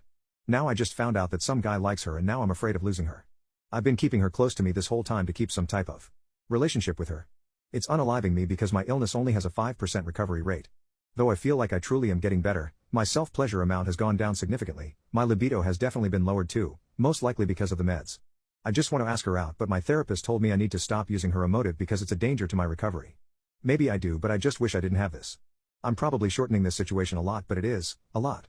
Have you ever gone missing? When I was 16 I got into a fight with my mother about how to properly load dishes into a dishwasher. Actually, she yelled a lot and I failed to react. They were dishes, who cares? At that point in my life she was running her own business and my father was working full-time, so all of the chores in the house were being done by me personally anyway, and at that point I had been loading the dishwasher incorrectly for the better part of 6 years and felt it didn't matter if she thought it was wrong now. Well, I decided that telling her that was the way to end the argument. As you can probably predict, it did not. She threw me out of the house. In typical teenage fashion, I told her if she threw me out then I wasn't coming back. At that point she had escalated to white-hot rage and said something like, "We don't want you here anyway." Well, that was all I needed, and really she should have been paying better attention to me. See, I had gotten a job as soon as I had turned 14 and I had purchased my own car. I had been buying my own clothes and things for years with money from that job. I left and could honestly say that I hadn't taken anything from the house that I hadn't personally paid for. To that end, I left my cell phone on the table. They had no way to get in contact. So, hours later when my mother's anger faded and she realized that she had just thrown her 16-year-old child into the streets over the dishes, she called the police. Well, the police showed up and heard her out. They put out the details on my car to try and find me, but they told her that since I had a car and clothes and had my own bank account and I had been gone for hours there was no guarantee that I was even in the state anymore. They really only started looking so soon as a favor to my mother. They weren't required to look at all since it was clear that I was a runaway that had left under my own power. My father came home from work and was bewildered by all the chaos. I wish I could have seen his face. After 48 hours they had me declared missing, which apparently made my profile available to other states and such. And that was how they found me, 2 weeks later, 18 hours away. I was sitting on the hood of my car eating ice cream and filling out a job application. An officer noticed I was illegally parked and casually scanned my plates while he approached to ask me to move. I don't think he was going to give me a ticket, it was just a reflexive action. I came up as a missing kid and he stopped mid-question and sort of stuttered, you should call your mother." I nodded agreeably and he gave me his cell phone. I dialed my mother's number from the heart and she picked it up. As soon as I identified myself, she turned into a screaming rage monster of hatred and insults. I casually put the phone on speaker for the officer to hear, and his eyes widened. She didn't stop to take a breath and let me get a word in, so I hung up on her. I told the officer that I was fine where I was, and since it had already escalated to this point I was going to hold out for an apology, or divine intervention. He sort of patted my shoulder and made sure I had someplace warm to sleep at night. 2 days later my dad showed up and got me. The officer had called the department that the missing persons report originated from and gotten my father's contact details and told him that if the situation was left to my mother to resolve, they would never see me again. I agreed that it was for the best. I could have gotten my GED and a job, but I certainly wouldn't have been able to make my way through college and get my master's. I sent my niece very far away because of this. I would like to send my niece on a road trip for her graduation gift. The backstory: my family has a tradition of sending high school graduates on a road trip with friends as a graduation present. My parents did the same thing when they were younger, and took us on many road trips as kids. They are some of my best memories. My niece is graduating from college in May and I want to pay for her to go on a road trip with some friends. COVID hit when she graduated high school, so I wasn't able to offer a road trip then. The problem is my sister-in-law, my husband's sister. She's a very uptight and controlling woman. She's a very good mom, but keeps my niece on a short leash. My niece has always had strict routines and rules, such as no dating, no concerts, no going out with friends, no frivolous spending, etc. My niece is an absolutely wonderful person, and is graduating with a degree in chemical engineering and plans on attending grad school. I want her to actually have some fun before she jumps in grad school and full adult life. My sister-in-law doesn't want my niece to go. She thinks road trips are frivolous and expensive. She is an extremely frugal person, extremely dangerous, and a waste of time. My sister-in-law does admit she's not a very fun person, and that she knows she overreacts to lots of things. When I brought up the road trip recently, and me covering all the costs, she said absolutely not. Even though my niece is an adult, she still thinks she can control her daughter. My niece very much wants to go, but also doesn't want to disappoint her mom. I tried talking to my sister-in-law about all her objections. Niece has a good car, knows how to fix many things on it, has AAA roadside assistance, all the girls going are mature and not partiers, no one is interested in getting drunk and driving, I have family all along their planned route, and she won't have to spend a dime of her own money. As a side note, I paid for my niece to go to school, outside of what her scholarships didn't cover. And sister-in-law is still not willing to budge. This is where I might be the asshole. I told my niece she is an adult, and she gets to make her own decisions. I will pay for the trip, if she wants to go, no matter what my sister-in-law says. But, I worry that I am overstepping, and getting between my niece and her mom. I love my sister-in-law, but I don't think it's fair to make my niece have a small life. Life is dangerous and frivolous, and it's okay to not run from that. My husband says I should just drop it, so I don't damage my niece's relationship with her mom. So, would I be the asshole for paying for my niece to go on this trip? Update: I sent my niece very far away because of this. I followed the advice that some people gave me for my last post. I told my sister-in-law I was going to give my niece the money for the trip, and then I would drop it. I told my niece the same thing. I'd give her the money, and let her make her own decisions. A few months later, my niece came to me and said she was taking the trip after a lot of consideration. She told her mom, and it didn't go well. Unfortunately, it caused a huge fight between them, and my niece didn't talk to her mom for over 2 months. During that time, my sister-in-law bombarded me with accusations of taking her daughter away. Eventually, I blocked her on my phone, so the only way she could talk to me was through my husband, her brother. My husband took my side, but tried to soothe my sister-in-law, telling her she raised a mature and capable person, and she had to let go or lose her daughter forever. During that time, my niece was planning her trip, but also really missed her mom. She called me crying a lot, but never backed down on taking the trip. It was her mom that finally cracked, and after months of not talking, she reached out to niece and apologized. Things improved a little bit, but sister-in-law was still against the trip. My niece told her it didn't matter, she was going and that was that. Niece and her friends went on their trip and just got back last week. They had tons of fun. The only problems they had were one flat tire, and a bad sunburn on their first beach day. They ended up at Disneyland, and spent a few days just having the time of their lives. Niece was nice enough to call her mom daily, and provide updates, to help her mom not flip out too bad. Sister-in-law wasn't happy about her going, but admitted niece would have put her foot down at some point and the trip was a good excuse. She's still not happy with me, but she did thank me for always loving her daughter, even if we have vastly different ways of showing it. Niece is still negotiating how to have a better relationship with sister-in-law. So, yeah, niece had fun, and is working on her relationship with sister-in-law. My girlfriend didn't want to pay for her dog's food. Does she not love him? Okay, so, my partner and I are in a committed long-term relationship. We've been together for 9 years and living together for 1.5 years. When we first started dating, I had just gotten a puppy. She was just over a month old when we got together. She is of course 9 years old now and has grown up her whole life with my partner as her mom, and my partner wholeheartedly loves her and cares for her and of course considers her as much hers as she is mine. She's a total dog lover and loves her to bits. Of course I have no problem with this, she is her mom for all intents and purposes. We've even had discussions about how we could never break up, because the loss of our beloved pooch would be way too hard for whichever one doesn't get custody of her. Lol. A little more background worth mentioning.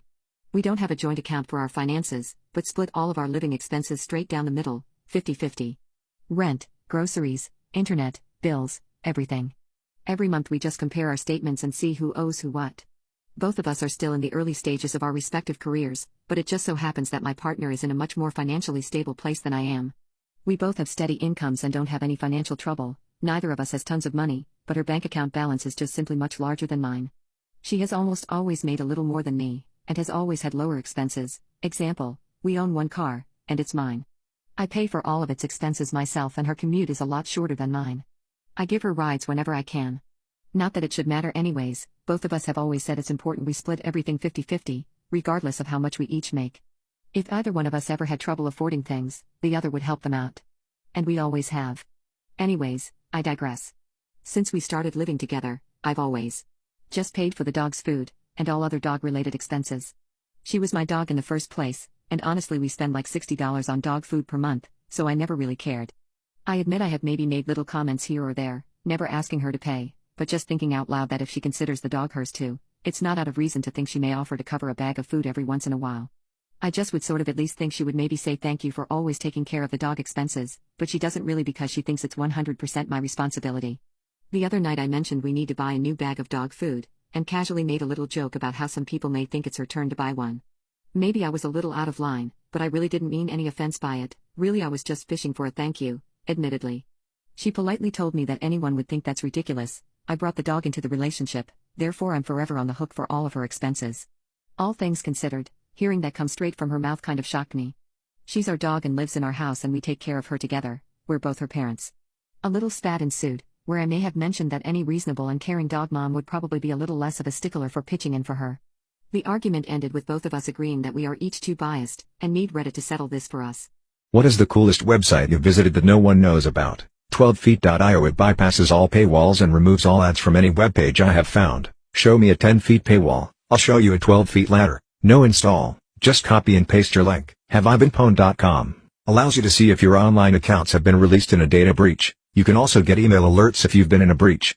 PublicDataCheck.com provides complete background reports, reverse phone lookup, and people search services anonymously. Check the link in my bio. Rome2Rio.com gives you full directions from any 2 places from door to door including trains, buses and ferries, with options to fly to nearby places and take transit to get to your final destination. OldGamesDownload.com download and play the games from the early 90s and 2000s on your Windows machine. I personally play NFSMW 2005 and Counter-Strike. Brings back lot of memories. PettyTube or IncognitoTube only plays videos from YouTube that have less than 100 views. Really fun if you want to go down the obscure rabbit hole on YouTube.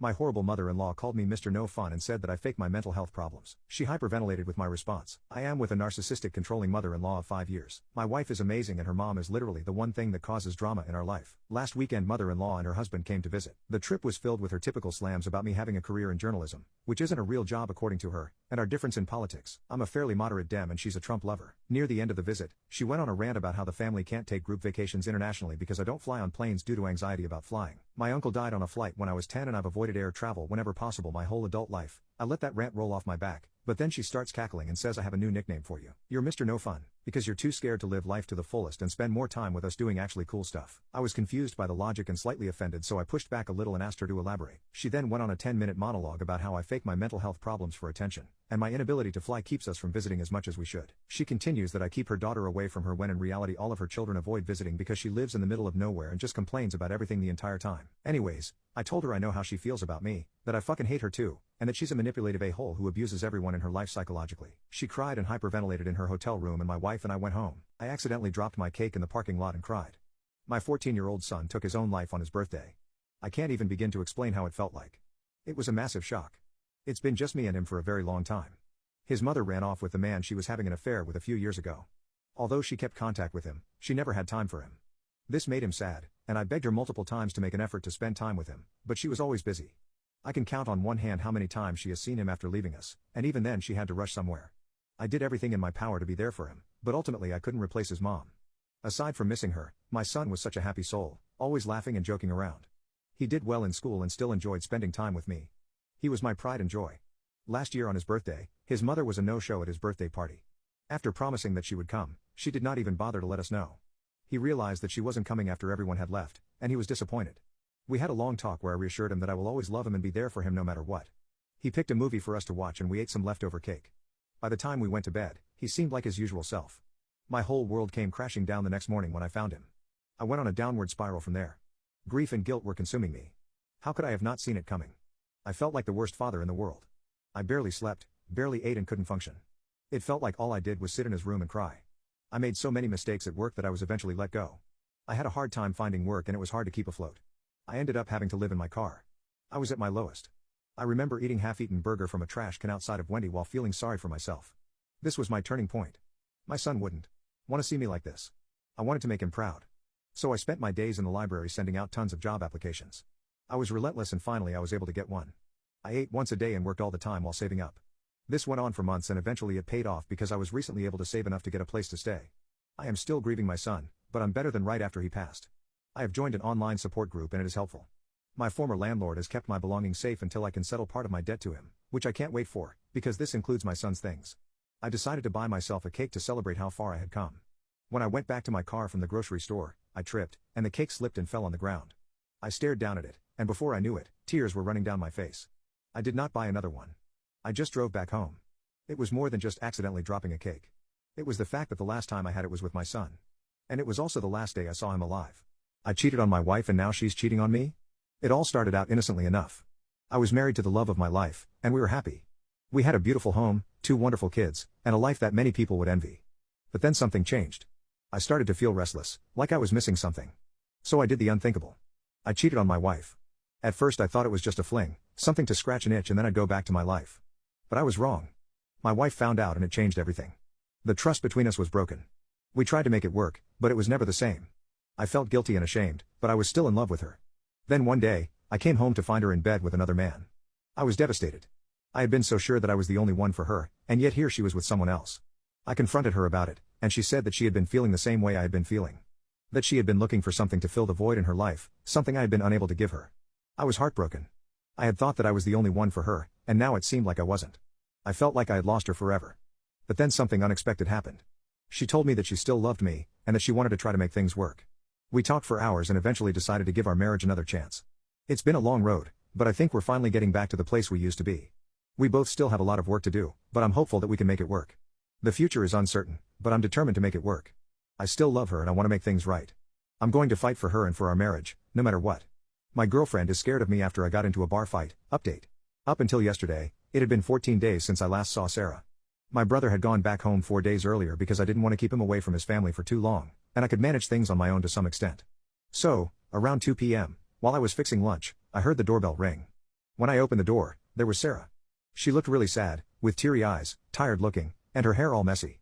Throughout our time together, I've seen her happy and down, but this was like the worst I'd ever seen her. I invited her in, and she sat on the couch. We both just sat there, not saying anything, kind of shocked. I was feeling all kinds of things. I wanted to hug her, I wanted to talk loudly, I didn't even know what to do. So, I just stayed quiet and waited for her to speak. After like 5 or 10 minutes of silence, she started crying and saying she was sorry, and then she started crying a lot. I was having a tough time holding myself together by that point. I held her hand and tried to calm her down so I could figure out what was going on. Eventually, she started to calm down a bit and began talking. And that's when things got tough. Something I didn't mention before because it didn't fit is that Sarah's mom got divorced and then remarried. From what she's told me, her real dad cheated on her mom when she was a kid, which is why they broke up. That's also why she doesn't have any connection with him. It seemed strange when I first heard it, but I didn't ask too many questions. But there's more to the story. Sarah's real dad didn't just cheat on her mom. He was addicted to drugs and treated her mom really badly, even hitting her often. Without getting into the ugly details, there was a time when Sarah's brother tried to protect their mom and got hurt too. So, when she saw me step in and get hurt at the bar, it brought back some bad memories for her, like a kind of post-traumatic stress disorder, and she couldn't handle it. That's why she started acting distant and eventually left. Everything just got too overwhelming for her. During those 2 weeks apart, she hardly ate or slept, and she even had some really dark thoughts that I don't want to talk about. She thinks she's a terrible girlfriend for leaving me alone when I needed help, and she doesn't think we'll be together anymore because of it, but I told her that's not true. So, we've got a long road ahead of us. Right now, my biggest concern is getting her to see a therapist. I suggested we could do it together if she's scared to go alone. So yeah, that's where things are. Some of you were right, there was more to the story than I knew about, but how could I have guessed? My 36F, daughters, 18F, friend, 18F, stole a $4,900 watch from my husband, 56M, and we don't know how to tell her parents. Our daughter, 18F, has been friends with this girl, 18F, for about 8 or 9 months, and in the last few months she has started inviting her to our house more often because they are classmates and sometimes they have projects to do together. Well, last week she came to our house and my husband, 56M, was helping them with a project, since they are studying the same thing he studied, and at one point my youngest daughter came home with her friends, so my eldest daughter and her friend went to my husband's office. And according to him, he had taken off his watch and left it on his desk, and our daughter saw it, so he was right. But when her friend left, the watch was gone, and after searching for it throughout the house, I, 36F, decided to check the security cameras, and she took it when she was left alone in the office for less than 5 seconds. To my surprise, my daughter wasn't surprised because according to her, this is the 3rd time that valuable things have disappeared from our house. The first 2 times she stole a pair of gold earrings and a gold necklace from my daughter, and she thought she lost them because honestly she loses her things all the time, but my daughter is sure that her necklace and earrings were in her jewelry box and that her friend took them. And now my husband and I don't know if we should tell her parents since she has stolen a significant sum of money from our house and the last thing we want is to get the police involved. We just want to get our stuff back and help her get help because she clearly has a problem. How can you talk to parents about this without them feeling offended? In total she stole almost $6,000 from our house and that's not right, but she's young and we want to give her another chance. That's why we're not going to involve the police, and that's why we also want to talk to her parents. What would be the correct way to face this situation? Update my 36F, daughters, 18F, friend, 18F, stole a $4,900 watch from my husband, 56M, and we don't know how to tell her parents. My 36F, husband, 56M, and I decided to talk to her, 18F, parents, 40s, because she lives with them and we thought telling them was the best thing. Well, according to them, they suspected that she was doing something wrong because she was receiving more and more gifts from my daughter every day, because that's what she said they were. We told them that our daughter only gave her a bracelet that was a birthday gift but that the rest of the things were never gifted, and fortunately they weren't offended and even promised to check her room to see if they could find our things. When they checked her room and her electronics they found even more things than we thought. She has been stealing things from our house for months to sell them online on a second-hand clothing sales app. At home we live with 4 teenagers, 18, 16, 14, 12, who are constantly exchanging clothes, shoes and jewelry and often have arguments because one of them takes something from the other without permission, so when she stole several of my daughter's clothes they never suspected it was her. She sold all the clothes she stole from them and only had my daughter's earrings and necklace, a ring from my youngest daughter, 8, and my husband's watch in her house. According to her, she did that because she wanted to help her father with some debts that he has because she didn't want to have to sacrifice college to reduce expenses.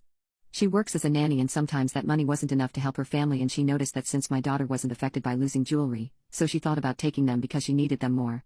Her parents confirmed that they have a debt but they would never have thought she would do something like this to help.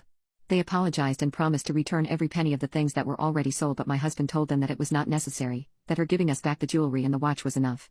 She gave us everything back and also apologized, and we told her that this time we were not going to involve the police but that not everyone would do the same if they caught her stealing again.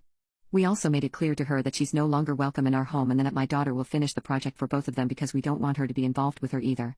And that was it and we haven't heard from her since. A lot of people said we were idiots for not getting the police involved and the truth is we might be, but we weren't going to ruin an entire family's life over a watch and some earrings. I also read comments saying that my daughter knew that she stole but that is not the case. She loses things all the time or sometimes her sisters take her things without permission so she never suspected that her friend was the one stealing from her, that's why she kept inviting her over. What action changed the course of your life for the worst? I accidentally got my sister pregnant. My sister and I grew up very close. We are close in age, I'm 22, she's 25, so we got to experience a lot of life things around the same time. Because of that, we became best friends super early on. Growing up, I was absolutely never attracted to her in any sort of way. I also believe it's worth stating that I have never had any sort of brother/sister fetish or any sort of incest fetish either. 3 years ago, I started college and moved to a different state. A few weeks after, my sister's longtime boyfriend asked her to marry him. It's the first time I was ever really super far away from my family and it bothered me really badly. I got super bad depression and became really homesick. Around 7 months later, I got to fly back home and see my family for my sister's wedding day. It was one of the biggest days of my life seeing my best friend marry the man of her dreams. Now, a tiny bit of backstory here, her husband's dad is insanely wealthy. A really big name in the pharmaceutical business. He not only paid 100% for their huge wedding but also bought them a gorgeous house in full, apparently with a check, as a wedding gift from the dad and mom. The party was great and everything went wonderful. There was a lot of alcohol there and I definitely drank my fair share. The party ended around 10 p.m. My sister and I were both pretty drunk and took an Uber back to her house about 15 minutes away. Her husband works long hours and was unable to take off work this day and by the time we got home he was already asleep in their bedroom. We decided to go into the spare bedroom that I was sleeping in just to catch up and talk. We chatted for around an hour and a half. Just talking about life and shit. We were both pretty drunk at this point and it was getting pretty late. I had to pee and told her I would be right back. So I got up and walked into the bathroom attached to the bedroom I was staying in and started to pee. Didn't think anything of it. When I walked back into the room, my sister was laughing. I asked her what was so funny when she admitted, I somehow managed to go 22 years without seeing your pee-pee. I was super confused and sort of embarrassed. I asked her what she was talking about. She told me that she could see into the bathroom mirror which reflected where I was standing to pee. Well, was it worth the wait? I said, drunkenly laughing with her. Just like that, the mood of the room completely changed. Update, my parents' poly partner tries to parent me. My mom got home and I asked my dad and her if we could talk. Madison was at the gym so we just sat on the couch and I was honest. I told my mom what my dad had said in the morning ride and I confessed to my dad that it was unfair that just because Madison thought that it was improper of us to be alone in the house he suddenly changed the game. I've always been completely honest with them, and I reminded them so. I said that, as soon as we got home, I sent them a text telling them that I was already here and that my boyfriend was over, and he said nothing. I also told them that I didn't feel comfortable with Madison living here and that maybe, I never was, but I was so young to understand what it really meant to have poly parents, and while I don't really care for their romantic life, ever since Madison snitched on me, it had made me feel like walking over eggshells in my own house, and that my dad saying he was disappointed felt like Madison matters more than me in the house. I've always been a loner, always. I spend time with my parents, yes, but I love to be alone in my room, in the kitchen, in the living room doing my own stuff. I've never had to hide for anything. But Madison proved that whatever she doesn't like or she thinks I shouldn't be doing, she'll spy and tell, and it wasn't fair, because while Madison is nothing to me and her opinion doesn't matter, I've proved to them that I can be trusted and that I don't do things like that behind their back. While saying that, my voice cracked, and my dad came to my side and hugged me, saying that he was so sorry and that I was right. He apologized again for the way he acted in the car, and that he should have never said he was disappointed because he wasn't, that he couldn't have asked for a better kid, and that he felt so bad for hurting me to the point I had to talk to them alone. He hugged me and my mom just looked at him and said they had to talk to Madison alone, because she has said countless of times that she doesn't appreciate her giving advice or thinking she was some kind of responsibility over me. She also said that I never, ever have to walk on eggshells here because this is my house and will forever be my house, and if I didn't act shamefully, then I don't have to be ashamed, and gave me a kiss on the forehead.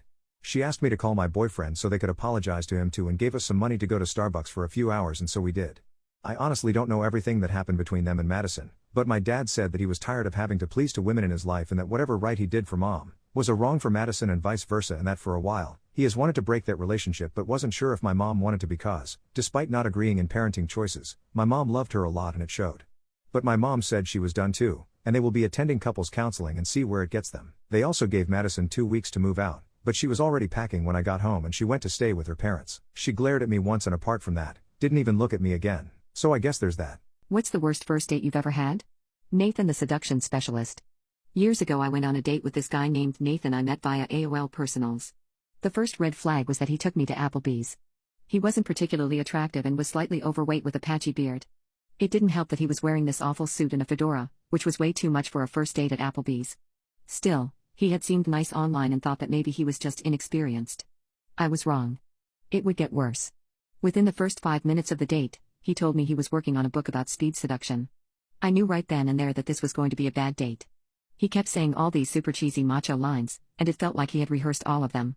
He also kept trying to bring up his speed seduction book, so I had to keep steering the conversation elsewhere. I was still looking at the whole situation optimistically, as at least I would get to enjoy a free burger or something. Finally, the waitress came. Immediately he said to her, "You would look a lot prettier if you smiled." I was so embarrassed to be associated with this man. The waitress just laughed uncomfortably and then asked him what he would like to eat. "I'll have the whiskey bacon burger, and the lady will have Caesar salad." I guess no burger for me.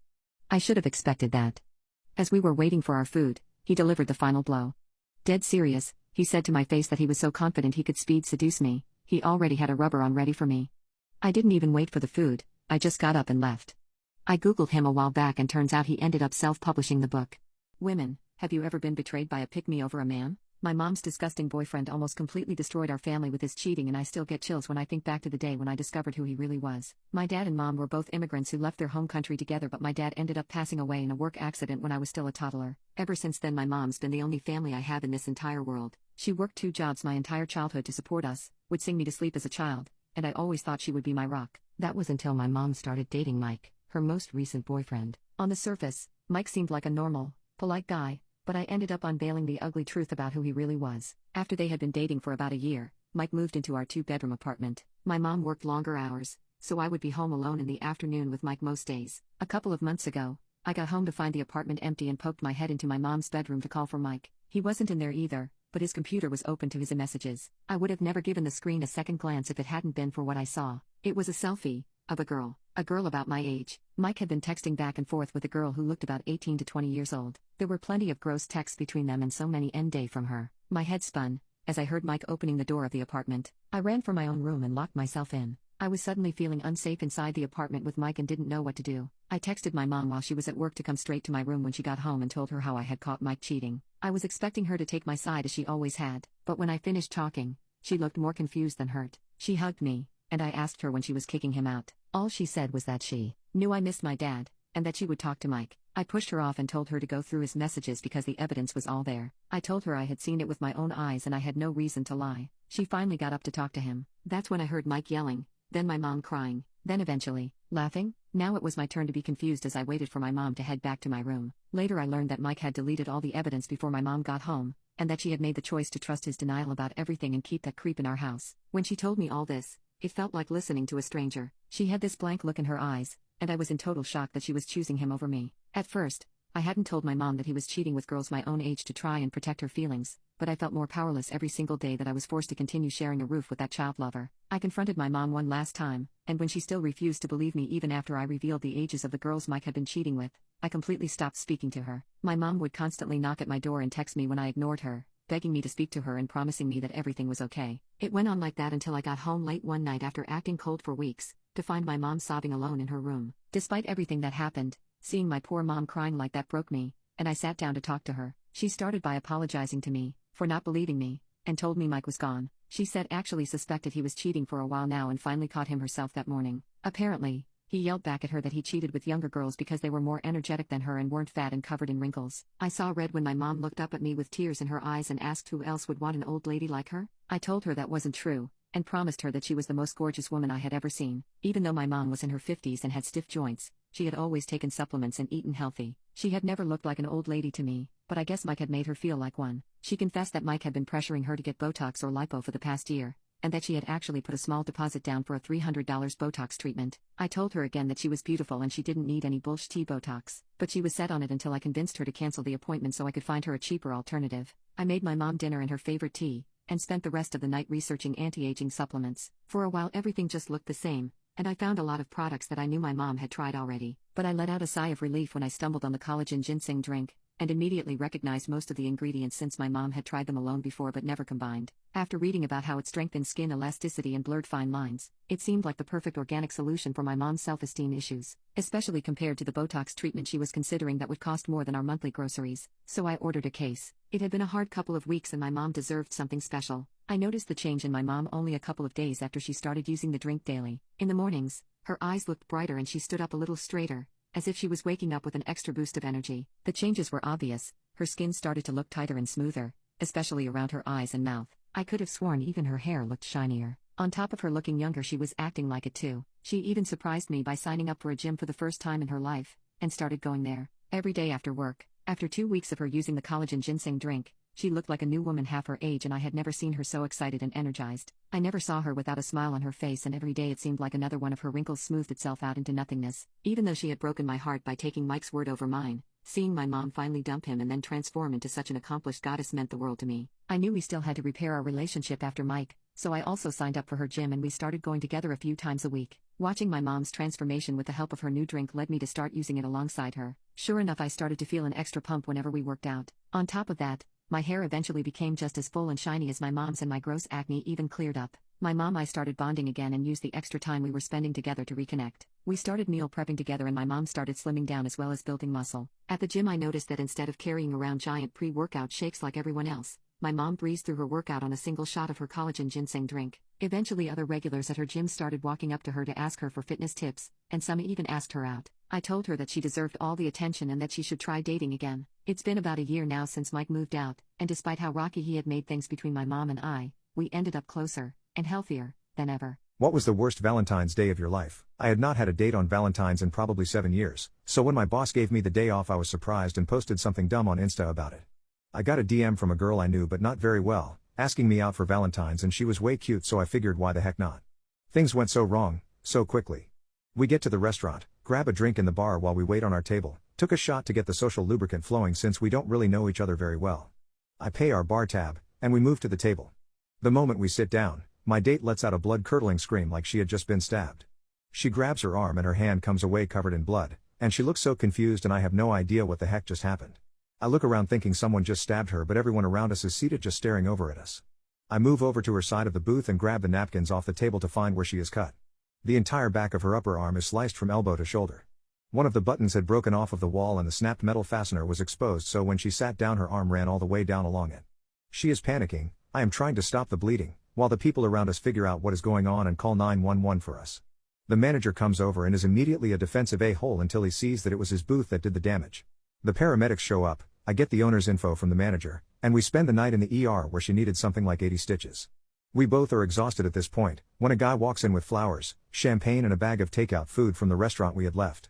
It was the owner of the restaurant coming to make sure we could have the Valentine's meal we had missed out on. Sure, it was probably because he was afraid to get sued, but it was still really welcomed after how shitty the night had become, so quickly. She and I ended up dating for almost 3 years and became good friends with the owner. Such good friends she ended up banging him, and that was the last I heard from either of them. What is the most ridiculous reason why you got kicked out of class? I want everyone to write down one word, just one, that describes what they personally think of that poem. The teacher starts handing out sticky notes. Write down your words, she says. Then stick it on the board. Miss? I raise my hand. Is any word okay? Any word as long as it's an honest reflection of what you thought of the poem. Are you sure? I say. Nothing's off limits? Write whatever you want, she says. I really hated the poem. I was surprised that I was allowed to write anything, but I was also happy I'd get to write down the word on my mind. I wrote, crap. And stuck it on the board amongst all the other words, pretty, inspirational, thought-provoking.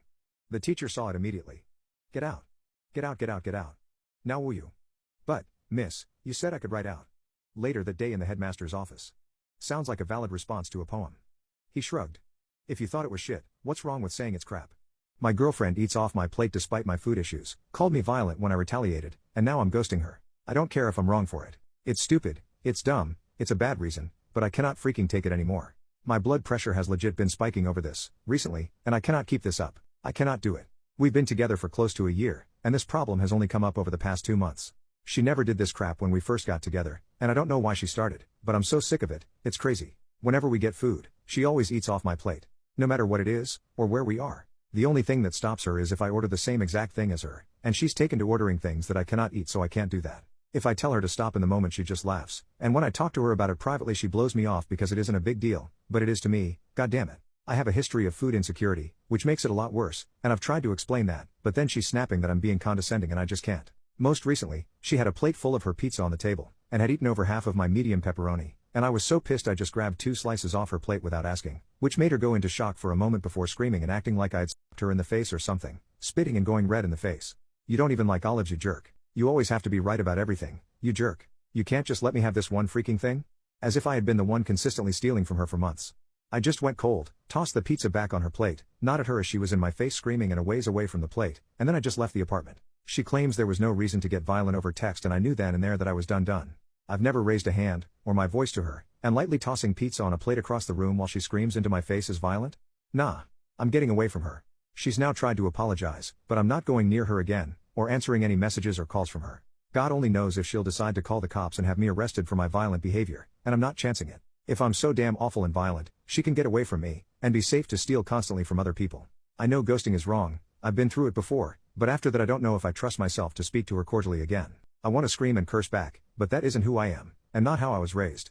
I don't like the person she's turned into, and I hate the person she's turning me into. 10 years ago I gave dating advice to an incel and still think about him. So this happened when I, now 30 female, was in college on OkCupid. I was messaged by an incel-looking guy. In his profile picture he wore a fedora, had a beard, was overweight, etc. His opening message was something along the lines of, I know there's no way you'd ever be into me, but you seem really cool. I knew I wasn't interested in him romantically, but I checked out his profile because I was also looking for friends and wanted to see what we had in common. What I saw on his page broke my heart. Just paragraphs of him saying self-deprecating things about how he's lame or ugly, or a loser that no one would ever want to date. He was practically apologizing for existing. I think what hurt the most was knowing a lot of what he wrote down was probably said to him in the past, and as someone who's been bullied before and also had self-confidence issues, I couldn't turn a blind eye. I replied to him and politely told him I'm not interested in dating him, but asked if I could give him some advice for his profile. He agreed to hear me out and I began typing away. I think I spent a solid 15 to 30 minutes writing my reply. I explained that if you write paragraphs about how much you think you suck and aren't fun to date, people will believe you and not give you a chance. I said he should try to talk more about his interests and what he likes to do so that he's more likely to appeal to someone with the same interests and hobbies as him. I emphasized that he should try and put his best foot forward and talk more about his good qualities, being a good friend, or a good listener, or open-minded, etc. Once I clicked send, I waited for his response with bated breath. I don't remember exactly what he said, but it was something along the lines of, honestly, I was expecting you to tear me apart and make fun of me, but this sounds genuinely helpful. Thank you. We wished each other luck and never spoke again. It's been over 10 years since that exchange happened and I frequently wonder what happened to him. I've been thinking about him a lot more since the rise of Alpha Bro podcasts and the Manosphere. I want to believe he tried working on his self-confidence issues and was able to move forward, but I also know that people online are mean, and there was definitely a culture of making fun of people in fedoras with neckbeards even if they weren't pulling the milady crap. I know that even if he's on Reddit, the odds of him finding this post are slim to none. But if you're a guy who wore a fedora in Maryland or DC 10 years ago and got online dating advice from a lady who was an art major, I hope you're doing well, and I hope you're doing better. I hope you learned to love more about yourself, and I hope you found love too. Have you ever accidentally interrupted a crime in progress? I came out of the shower at a truck stop once, to find that the cashier was being robbed at gunpoint. It was about 2 in the morning and the truck stop was otherwise dead. I very quietly sat my shower bag on the floor, ducked my way over to where the truck stop sold tools and found a tire thumper. I then snuck up behind the robber and thumped him as hard as I could on his shoulder, right where his shoulder met his neck. He dropped like a sack of potatoes. The truck stop's owner was so grateful that he gave me a $100 gift certificate to use in his store. He also gave me the tire thumper, which is essentially a smaller version of a baseball bat, both as a thank you for saving his store from being robbed, and likely his employee's life, too. I was also thanked by the town's sheriff. It was a small town in West Texas, and the local Gazette took my picture. I was also given an honorable mention by the trucking company I worked for at the time. The robber was taken to hospital and then later, presumably, to jail. I'd walloped him a good one, later learning that I'd hit him so hard that I'd broken his right collarbone from hitting him from behind. I found out that my father left me a huge inheritance, and now my mother demands that I share the money and set up accounts for her 3 stepchildren. I found out only a few weeks ago that my dad left me a lot of money in a trust. It's such a crazy amount that I didn't believe it at first, but it's true. The reason is my dad had inherited from both his parents already. He also inherited from the only 2 uncles he had, and one of them was very successful and had a business. This was all explained in a letter my dad wrote to me. He had the trust set up before he came into most of the money, but when he found out his cancer was incurable, he decided to put it all aside for me once all medical bills were paid off for him. My parents were separated but not legally divorced when my dad was sick/died, but they weren't living together or a couple for a year. This was 10 years ago. My mom learned about the money because she read the letter he sent me about the issue. Then she insisted she was joining me to meet with the lawyer to discuss this. When my mom learned about money, she told her husband about it, and suddenly, money became a very touchy subject. I can't touch it until I'm 19 with how my dad set it up, so I have some time to deal with this, but my mom and her husband want me to share the money with my step-siblings, 14, 8, and 7. The money is enough. Even if I pay for college and buy a house, I would have money left. The way the trust works, I was told it's also getting interest, which my dad had intentionally set up. My mom and her husband have struggled financially for years. They started dating when his youngest kid was 1. His wife had died. He was going through a legal battle with the mother of his oldest, and his oldest was in therapy for trauma caused by their mom. Also, his youngest was born with some medical issues and has lots of doctor appointments. Between everything,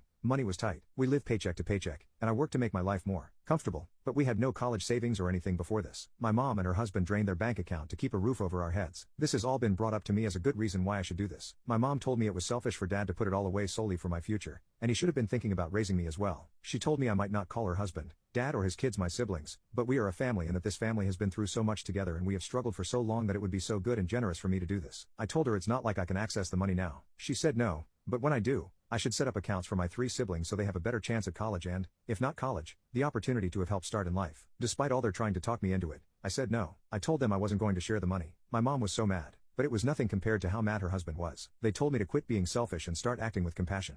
People who found out that they were cheated on, how did you handle it? Started a few years ago. I thought we were happy. We were your usual suburban professional couple. Financially secure, healthy, good bed life, 2 kids, female 14 and male 9 at the time. I thought we had a healthy social life. We were going through one of your typical married couple rough patches.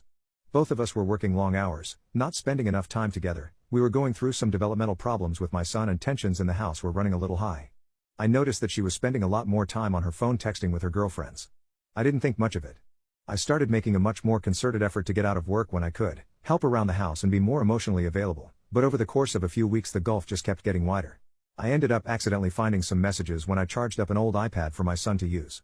Her Facebook Messenger was still logged in and there were a lot of highly questionable messages with a guy from her hometown who I will call Jim Bob Cooter or JBC for short. The messages weren't completely inappropriate, but I could tell there were quite a few missing based on the times and context of the messages. I made a mental note to keep an eye on this and went about trying to fix things up. The next day after I took the day off to knock out some projects that I thought would make her happy, and left her some sweet notes reminding her how much I appreciated her, she was once again in the corner of the living room texting her girlfriends. I took the boy's iPad to the office, opened up FB Messenger and watched in real time as my wife tore me down. Her and JBC were making fun of me. All of my flaws, insecurities and secrets I entrusted to my partner were now fodder for her and JBC. Not only that, but while there wasn't outright intimate texting, there was a playful undertone to the whole conversation, especially when she was bashing my performance in the sack. I managed to take some screenshots, but missed a good bit of the messages, because as the conversation was unfolding she was deleting them. I wasn't emotionally capable of confronting her. I stayed in the office until she was asleep and had a couple drinks. I took off the next day and spent some time soul-searching, drinking and trying to figure out what to do. The wife came home and wanted to know what was wrong and I just coped out and told her I had a bad day. A couple minutes later I was watching the iPad as the train wreck kept unfolding. So began a couple solid weeks of taking screenshots, drinking and detaching myself from the relationship. I knew there was no going back from this. The messages were now overtly intimate with my wife completely into it, and JBC was sprinkling in I love yous. I consulted a lawyer and got my options, and started moving forward. Here's where everything got absolutely surreal. Watching the messages I found out JBC was coming to town to spend a weekend of quality time with my wife in a pretty nice hotel. I was missing a good bit of the info, they must have had a phone conversation about it at some point, but I was able to infer enough to get the when and where.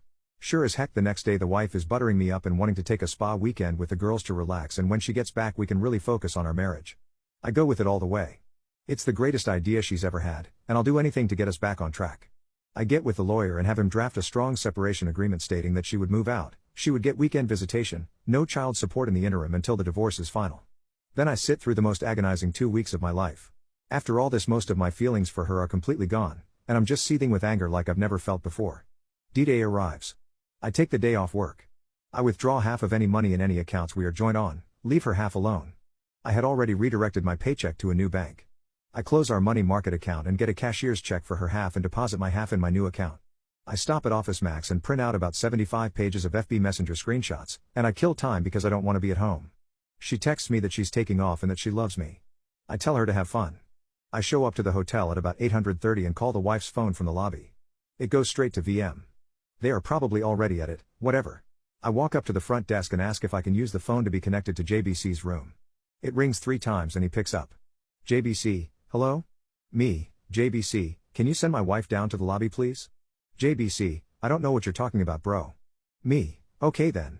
I guess I'll have to call Mrs. JBC and get her down here. Totally a bluff. I knew he was married, and I knew her first name but that was it. JBC, inaudible, shuffling, panic, me, you got 5 minutes. Click. Not even 2 minutes later my wife comes walking out of the elevator looking a little flustered. I sit her down in the corner of the lobby.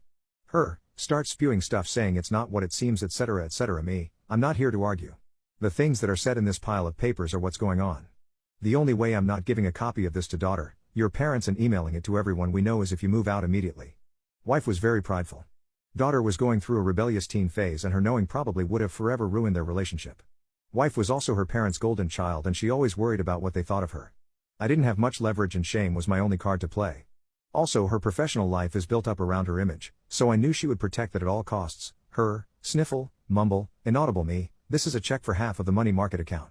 I've withdrawn my half of the money from all the other joint accounts. You should have more than enough to get a place. She starts to cry a little. I could almost see the different thoughts and waves of emotions going through her, but now was the time to keep pressing. Me, here is a separation agreement that I think is more than fair considering what's going on. I'm going to need you to look this over, sign it, and leave it at the house when you get your stuff. Do you want to look through these screenshots? Her, no. Me, okay. Go have fun with JBC. Do not come back to the house or I'm going to send this, holds up ream of screenshots, to everyone. I bounce out of the lobby, and I can hear her start to have a breakdown.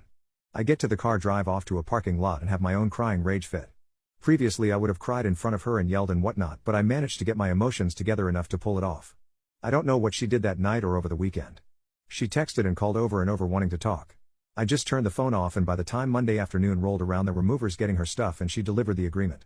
I let her have a talk with the kiddos basically saying mommy and daddy need some time apart, we still love you, etc. standard divorce talk. After a week she wants to have a real talk for the first time. I oblige her because I've already got myself together and I've got an idea of what I want, but I should hear her out. She's so sorry. She wants another chance.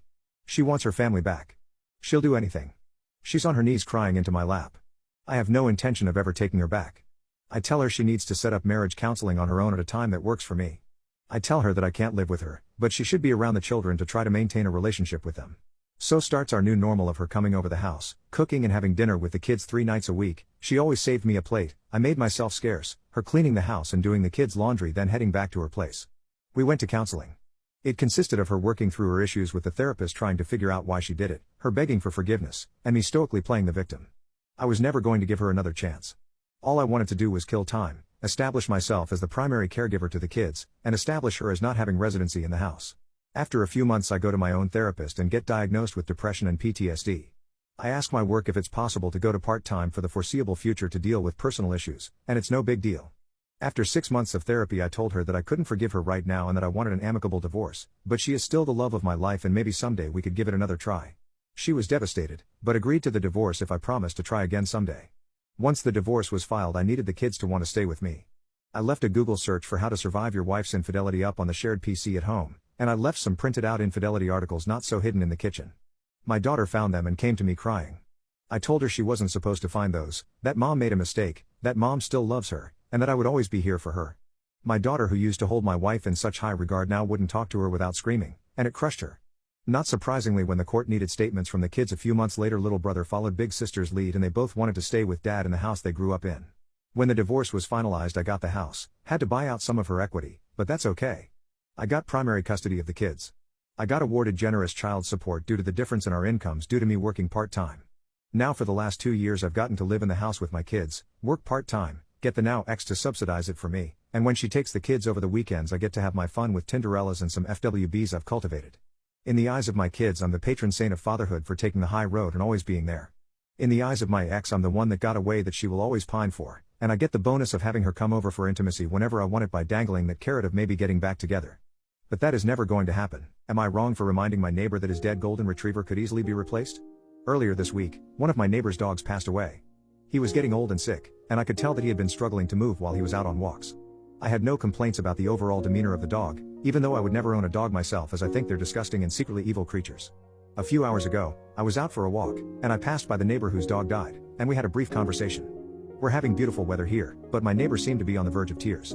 He said that it felt good to get out of the house because his wife and kids keep talking about their deceased pup. He also revealed to me that they plan to hold a funeral service in their backyard to honor the dog's memory, and he even began to cry. This was too much for me. I sort of looked away and rolled my eyes in disgust. As the blubbering continued, I had a smirk on my face. I reminded him that it was a beautiful day and that he could get another dog at a pet store if he was so broken up about it. He angrily told me that this was a really hard time for his family and that they needed time to grieve, but I told him that dogs are easily replaced and that golden retrievers all, broadly speaking, have similar personalities.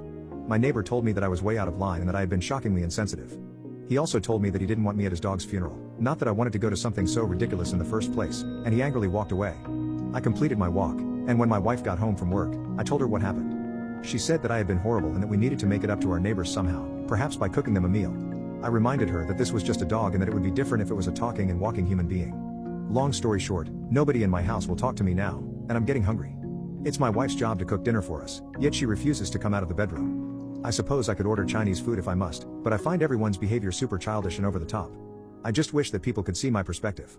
I broke up another relationship. I feel pretty guilty yet happy about it, even though it wasn't really my fault, but because my actions instigated the breakup. For context, I had posted a hot picture of myself on Facebook, and usually I get a bunch of weird dudes thinking it's an invitation to be creepy in my DMs, and I always just ignore them by never responding or even opening the messages. I was in the middle of replying to my partner when suddenly I see a DM from this guy. The message was a short one, but it said something about what a perfect figure I had with like a billion emojis. The only reason this stood out to me was because I very vaguely recognized the name, and soon I realized it was someone who I had mutuals with from back in college. So I checked his profile and we had a few mutuals, and that's when it clicked that I knew him as the partner of one of my friendly acquaintances. But since he'd me saying something that you would only say to a partner, if you were a decent person that is, I thought they must have broken up, because I've also had ex-boyfriends of mutual friends DM me a few times. Never indulged that ever either. This made me go to her profile and check whether they had any posts together, and I could not find any, so I prematurely concluded that they weren't. However, for some reason it was still nagging me, because just a month or ago my friend had told me that they had completed their 5-year anniversary, so I contacted the same friend and casually asked if they're still together, and she said yes. This really made me feel so suckish, mainly because I had to be the bearer of bad news, so I went back to screenshot his reply, but unfortunately he had deleted it. I knew that I had to, for my own conscience, because if my partner did that I would want to know too. I was really scared because I thought she wouldn't believe me, because honestly, I guess any one of us would be included to trust a partner or 5 years over some girl you've spoken to, maybe 5 times. I did it anyways, and yeah, she broke up with him, even though he denied it. She trusted me and also told me that she found many other chats where he'd been girls randomly. She said it was such a big shock because he had treated her so well up till then. I'm glad it happened, but also 5 years is such a long time and I feel so sad for her.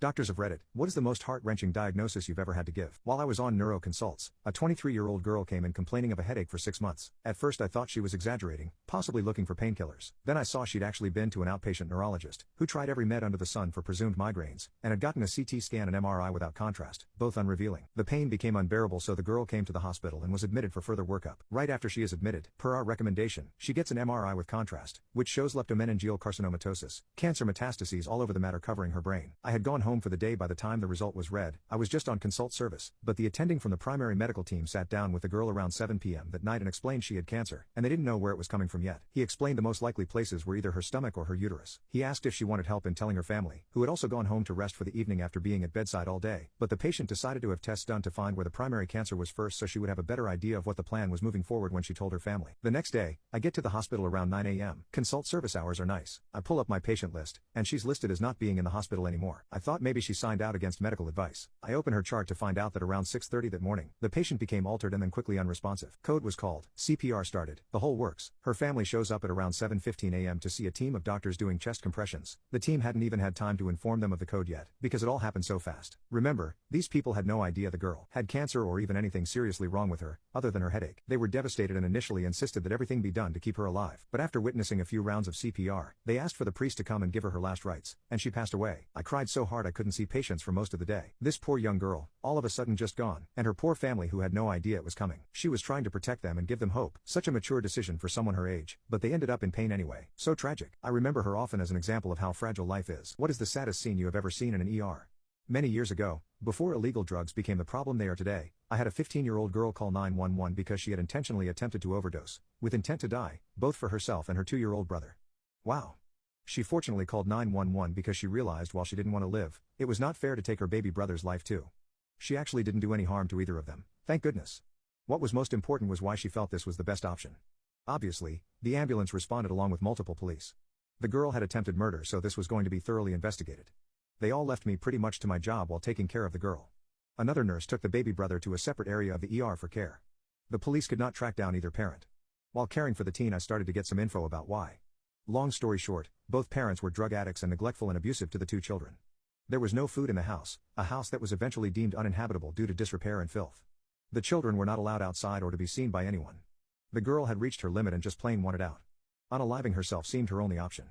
She tried to unalive her brother because she was afraid of what would happen to him if she wasn't there to protect him. I relayed her story to the police, who took it to the next level. Their investigation revealed frequent contact with Dad. The children were safe in the ER, so the police went seeking Dad. Mom showed up shortly after, and, in my entire 36 years as an RN, I have never seen anyone so strung out still alive. She was a stick figure with bruises everywhere we could see. Constantly picking at herself, screaming things randomly, and who knows when she had a bath. The most standout thing was her eyes. I've only seen this one time and it was hers. Her eyes literally looked like her lids had turned inside out with the bright red inner eyelid showing. We had to have security to keep her out of the ER back because she kept trying to sneak in. She called her hubby from the lobby payphone and I heard her say, "The little beach turned us in." I notified the police of Mom's condition and her call to Dad. They hadn't located Dad yet, but they came and removed Mom from our ER to their holding cell. They stuck around for a bit hoping Dad would show. Normally, my shift ended at 11 p.m. Needless to say, I had lots of paperwork between the kids, the police, and DCFS, Child Services, to complete. I didn't get out until almost 3 a.m. Normally I walk out with coworkers, but I'm alone now. I made the smart move and asked 2 EMTs, who had dropped off a patient, to walk me out. One was one of the most muscular men I've ever seen. We were walking down the ramp, with cars parked on either side, to the bottom where the employee parking lot was. Suddenly we saw movement a few cars further down. Dad and several of his friends were waiting for me. They were armed with baseball bats, tire irons, and chains. Fortunately, no one had a gun. The biggest fireman threw me over his shoulder and we took off up the ramp to the ER. We got in through the ambulance entrance and hit the panic button. The panic button locked down the entire ER and went directly to the 911 dispatch center. In moments we had a dozen cop cars on the ramp. Dad and his buddies were still there trying to get into the ER. Every one of them was arrested. They all were charged with something very serious relating to threatening the life of an ER nurse and 2 EMTs. We all testified in court and they went away for many years. As for the teen girl and her baby brother, they were in the hospital for about 3 days, mainly for their safety. DCFS did their investigation and it was determined to not charge the 15-year-old with anything. Both children were removed from the home, which really didn't exist anymore anyway. A family member wanted to take the children, but it was determined that the children would not be safe there. I'm not sure where they ended up. I've thought of them both over the years. I am not religious, but I still say a prayer for them. It's the only thing I can do for them. I also say one for the firefighter I believe saved my life that night. Am I the a-hole for telling my daughter to get over what happened in the past? I am new on Reddit, so for some background and context, I, 54, have one daughter Ella, 28, with my ex, Dylan, 57. Dylan and I amicably divorced when Ella was only 4 years old. Few years later I married my now husband Jack, 55. He was a single dad of 2 kids, Jason, 25, and Sophie, 27. Jack and I also have a daughter, Bella, 17. This is about Sophie and Ella. I always thought since they were closer to the age they would get along really well. And I was right. They were like best friends and we were really happy in our blended family. When Ella was in college, she met this guy guy Brian, 30, at a cafe where she worked. They started dating. I was happy for Ella. Brian proposed to Ella in front of our whole family and it was very romantic. Everything was fine until one day Ella came to our house screaming at Sophie. She claims that Sophie has been sleeping with Brian. I told her she must be joking. Sophie would never do that to her. There was a lot of screaming until Sophie finally said that she and Brian are in love. This caused more commotion. We did have an extremely hard conversation with Sophie. She showed her remorse and was very guilty. We tried to talk to Ella. That Sophie was sad and maybe she should forgive her. But Ella was having none. She went on to more screaming and bashing all of us that we are abandoning her and picking Sophie. That is not the case. I tried to make it as peaceful as possible but Ella didn't want that. When Ella and Brian broke up, he started dating Sophie. They got engaged within a year. Sophie wanted Ella to be her bridesmaid. But Ella just said over my dead body. I thought it was really cruel of her to say that and she is being petty by holding on to the past anger. Needless to say she didn't come to the wedding. Rather she left the city to live with her father. She didn't contact us much except for Bella. I thought she might need some time to cool off. But I was hurt that she kept us out of her life. We only got some insights from Bella and Jason. She only sent me cards on my birthday but hardly ever spoke to me. I think it was unfair. One day she came to our place. Sophie and Brian were also there. She gave us an invitation card to her wedding with someone named Ray. I don't know much about him. She didn't even include us in the wedding party. Plus the venue was a 4-hour drive. And the hotels in that area are expensive. We did agree, but at the last moment Jack got sick and I had to cancel it. When I told her the reason I cannot come to her wedding she told me to not bother. She made the right choice by not including me in her wedding. She knew I was a bad mom. It really bothered me. I always wanted to be by her side. But the place and time she was getting married was not compatible for us. That was 2 years ago. She never contacted us again. Few weeks ago, my daughter Bella showed me a post on Instagram that Ella was pregnant. She posed with her stepmother with a caption like she will be a good grandmother. I was furious. How can she forget her whole family here? So, I called her from Bella's phone and wanted an explanation. She replied that since I never bothered to be at her wedding, I don't deserve to be in her kid's life. She said it is not just her wedding. She claims I have never been supportive of her, that I don't care about her. She went on to blab that she never felt like she had my support, even when she got cheated on and I chose my stepdaughter over her. I told her it was not fair for her to hold that against me till now because it was 6 years ago. She has moved on and Sophie has moved on as well. She is being petty by holding on to something that happened years ago. So, did I do anything wrong? Am I the a-hole for telling my daughter to get over what happened in the past? Hi guys, this is Bella, the half-sister of Ella. Basically this whole argument with Ella being pregnant happened 2 months ago. There have been fights and crying from my mom's part. I tried my best to explain to her that what she did was over the line and she cannot expect Ella to be okay with it after my mom hurt her. My mom still insists Ella is being unfair. She thinks every other person would agree with her. So I gave her just that. I have been on Reddit for 3 years. I have seen how people tear apart people like my mom. So I told her that she should post it anonymously on Reddit. I did help her in the steps to make sure she includes everything but she still left out some parts. I challenged her that nobody thinks she is right after the stunt she pulled. It was hilarious to see my mom reacting to the comments. She genuinely thought people would be on her side. She read the comments for 3 hours. You guys even messaged her and those were cherry on top. Seeing how people actually see her she literally cried her eyes out. She is still in denial and keeps saying they don't know anything. Well, she had a breakdown of how cruel some comments and messages are. My dad came home and saw mom crying and scolded me for airing our dirty laundry. My mom demanded that I delete it. Instead I deleted the Reddit app from her phone. But now I am writing this. I am the observer of my family. So, I have observed a lot of things. First of all, my mom didn't cheat with my dad. The divorce with Ella's dad was amicable but that's what I heard. My mom has this weird obsession with having twins. She always wanted twin girls. But that never happened. Since Sophie and Ella are almost the same age, my mom pretended that they are twins. I think she created this whole fantasy in her mind that Ella and Sophie will do everything together and have a matching life. Though Ella and Sophie never had bad blood, they were far from being twins. They are like normal people. But my mom still wanted the twin lifestyle for them. Also, just like you guys pointed it out, mom is the type of person whose family comes first. She wanted Ella to forgive everything and be okay with Brian and Sophie so that my mom can show it off to people that in our family we always forgive and forget no matter how crappy the other person is. And Ella was ruining that Disney musical fantasy for my mom. My dad only cared about his bio daughters. Though he was never mean to Ella and always loved her, blood comes first to him as well. Jason pretty much doesn't give a crap. He and Sophie were not that close, neither was Ella and him. I am close with Ella. The only reason I showed that Instagram post is so that I can show mom what Ella is doing. She always asks me about her life. I thought this would bring some form of accountability from her part. But no. As you can see I was wrong and I take full responsibility for it. Second thing, mom and dad did berate Sophie about her affair with Brian. Sophie started waterworks that she will do anything to gain forgiveness from Ella. Sophie even said she will cut off all contact with Brian. But Ella was having none of it. I think my parents got manipulated by the fake waterworks of Sophie, that's why they kept pushing the forgiveness on Ella. And you guys asked what happened to my dad. Well, he fell down the stairs and hurt his back. I wasn't there because I was a bridesmaid at Ella's wedding. So I spent the whole week there in her town. Sophie and Brian were not invited. Jason was out of town too. But I still think if mom made an effort she could have easily made it to the wedding. She did try to say sorry and offered to pay for their honeymoon, but I don't think that is enough. I mean, it was her daughter, for God's sake. Lastly, my mom lied. Sophie and Brian are not a happy couple. They looked like they were on the brink of divorce. My mom still has no idea that Brian cheated on Sophie with an adult entertainment worker at his bachelor party. Sophie forgave him because it was his bachelor party, so it doesn't count. I knew that she also cheated on him at her bachelorette party too. I don't have the evidence, but I just know. A month ago Sophie decided that she would also try for a baby. I am willing to bet that Brian will skip town when that happens, or he might not be the father. But we shall see. What was the situation in which you dodged a bullet? I was forced to join the clan and accidentally got a family unalived. Back in my early 20s, 40 plus now, I used to drink to the point of passing out, I mean blackout intoxicated. I went to a party one night, and while I don't remember sleeping with this girl, I woke up naked with her. I exchanged numbers with her and think nothing of it. I get a call a month later that she is pregnant and it is my kid. I go over to her house to talk about it. This is where I find out her dad is a midnight in the clan and all of her brothers are as well. So as the father of her child, they forced me into becoming a good Christian warrior for the white race and had to attend the meeting. To say these guys were idiots was an understatement. No understanding of history or anything else. It was just a complaining session about other races. I started drinking during the meetings as a way to get through them. During one session I blurt out, if we are concerned about bettering the white race, why the hell are we not helping the white race? The Black Panther Party fed the community, ran its own schools, and created a base to make its race more successful. What the hell are we doing besides dressing up like idiots and bitching about things? The meeting hall exploded and the Grand Poobah, or whatever he called himself, took notice and held me after the meeting. Truth be told, I was kind of hoping to get a bullet in the back of my head for what I was saying, but it really turned out different. I went on a rant about how morality is a luxury compared to survival. That if you want white people to succeed, you need to not only lead by example but to be employable. Tattoos and looking like a hooligan are not going to get that done. Childcare and the ability to keep people fed is what you need to start doing. After half an hour of back and forth, Grand Poobah understood what I was saying and wanted me to be in a leadership position. I declined, but I said I would think about it. I still attended the meetings, but I was kept quiet as I played with fire and almost got burned. Well, I continued on being the dutiful BF, going to and running errands for her until the birth of the child. Well, needless to say, I was not the father. In fact, they went back 8 generations on both sides of my family to make sure I was pure white in order to join. They did the same on her side as well.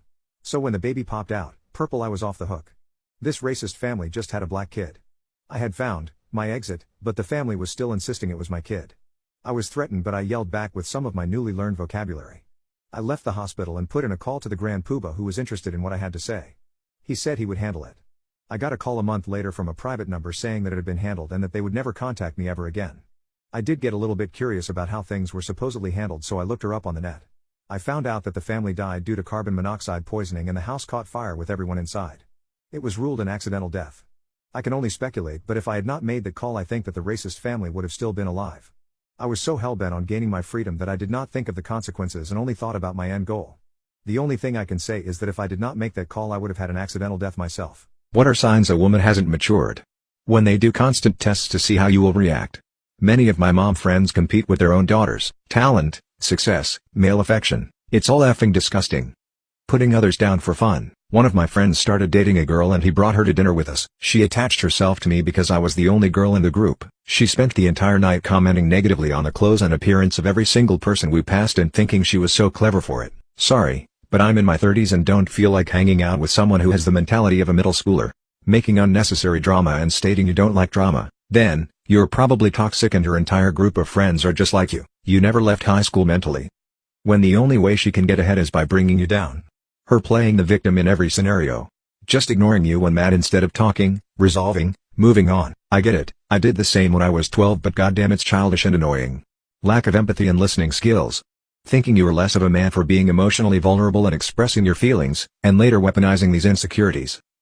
What was the most embarrassing thing that has ever happened to you? When I was 15, I was a typical kid who rubbed one out frequently. Nothing unusual. We did not have fancy electronics, but what we did have was one of those huge, old desktop PCs that stood pride of place in our living room. My whole family had gone out. My sisters were out doing separate things with their friends and my parents were at some charity dinner thing. It was just me, all alone with the house to myself for a couple of hours. So, naturally, I did the usual, played music loud, recreated the scene from Risky Business, ordered food and played Halo on Xbox. Finally came the time that I began to really enjoy myself. I pulled up the usual go-to websites, but tonight something wasn't right. Nothing was really doing it for me. So, I traveled through video after video, image after image, but in vain, until I clicked a link that took me to an unknown, exterior site. I finally found an appropriate video, and as I clicked around to try and get the video playing, something popped up. The pop-up ad wasn't your normal corn ad with someone who's 3 miles away needs it. This was different. When the ad loaded, I crapped myself. The pop-up had an image of a terror group on the main banner and a stern warning that said something along the lines of, "We have been filming what you've been doing. We will release the footage unless you pay us this amount of money." Now, you're probably thinking, why didn't you just close it down and get back to business? These tricky little scamming people make it harder than that. It didn't have a normal close button like all other web pages, it was stuck on my screen. I frantically tried everything I could to get it off to no avail. Then I had a brainwave: if I power down the PC then boot it back up it might go away. I proceeded to turn off the PC, unplug it and then turn it back on.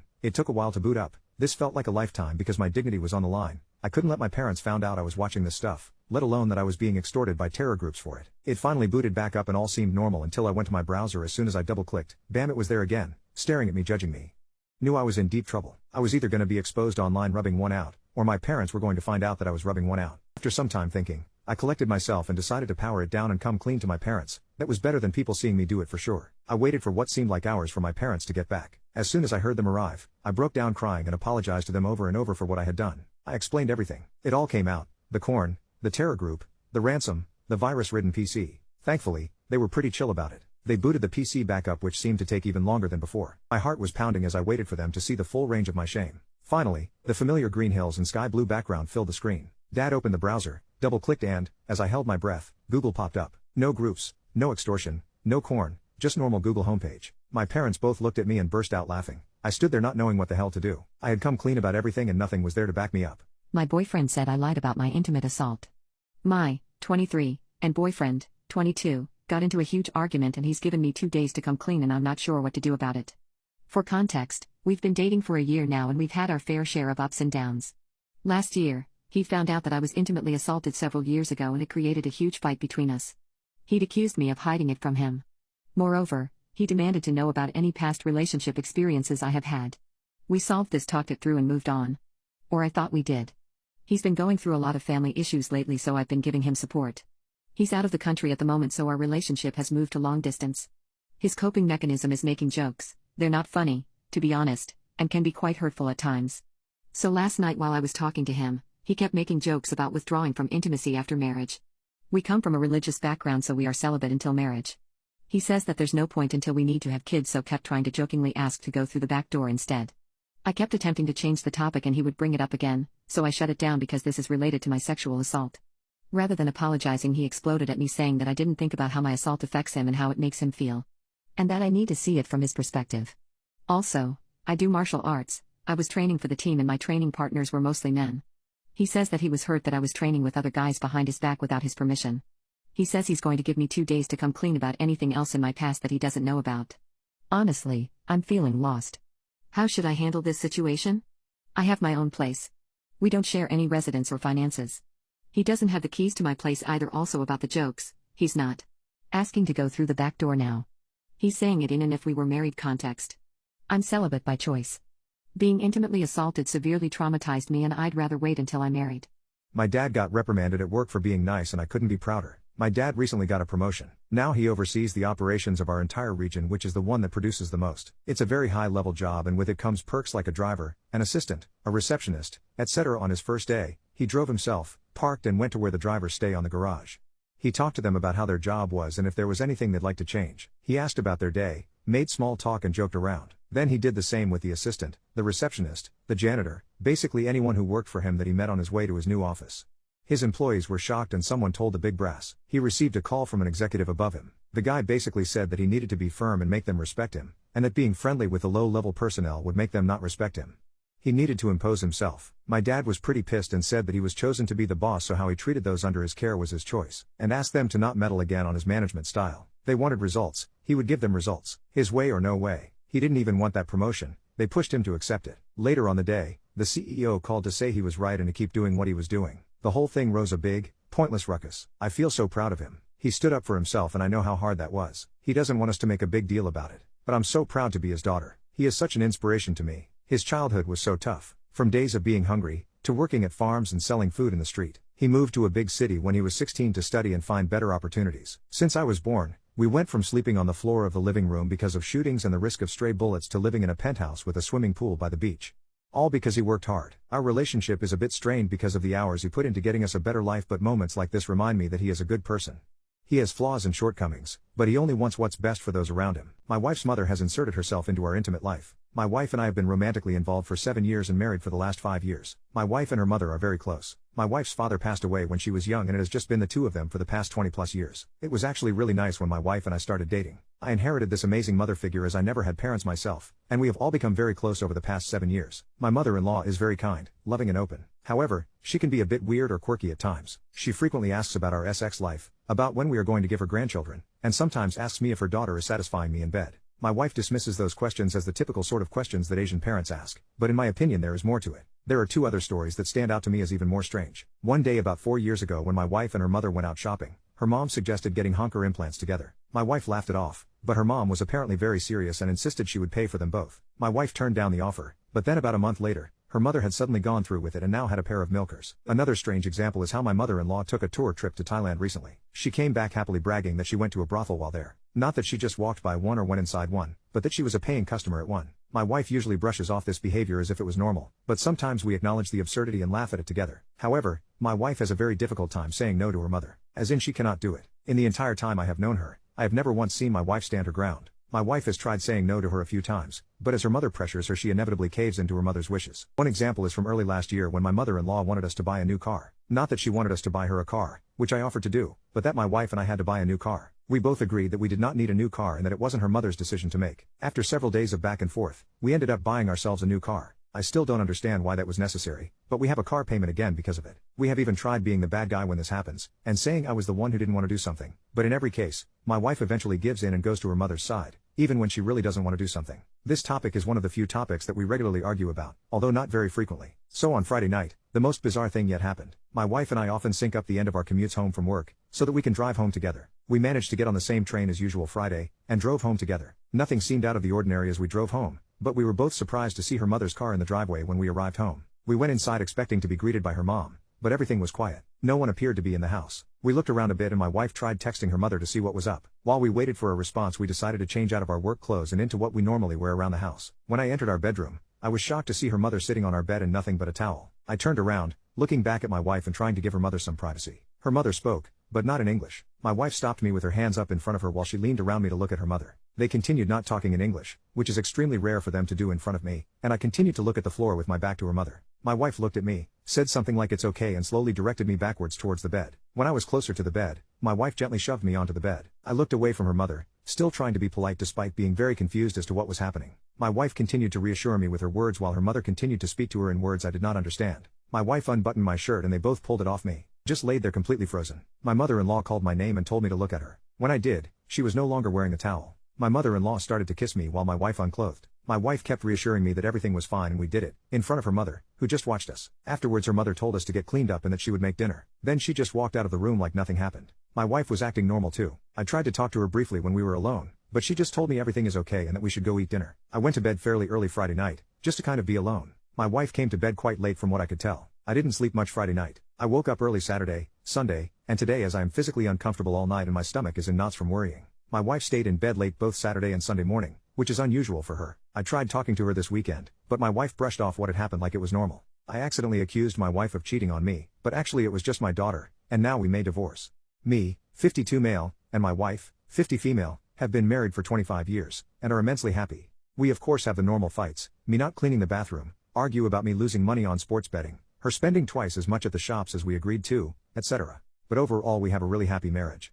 Until about 8 p.m. yesterday night. Recently, we've been having a bit of trouble in the bedroom. I don't want to derail the post, but basically lovemaking has naturally slowed down between the two of us in the last couple of years. This has really bothered my wife, and bothered me a bit also, I will admit. Once we vocalized the problem, we both agreed we're going to take steps to fix some things. We talked to some doctors, basically all of them wanted to put my wife on some serious medications, which my wife was pretty against. This led to about a year of building what we call our intimate drawer, filled of products in the kitchen that my wife has tried and tested and likes the ingredients of. It's nothing crazy, literally things like vitamin D, zinc, some Lubrisil soft gels, maca, stuff that has been tried and tested, nothing too wild and all over the counter. Now, here's where things start to go downhill.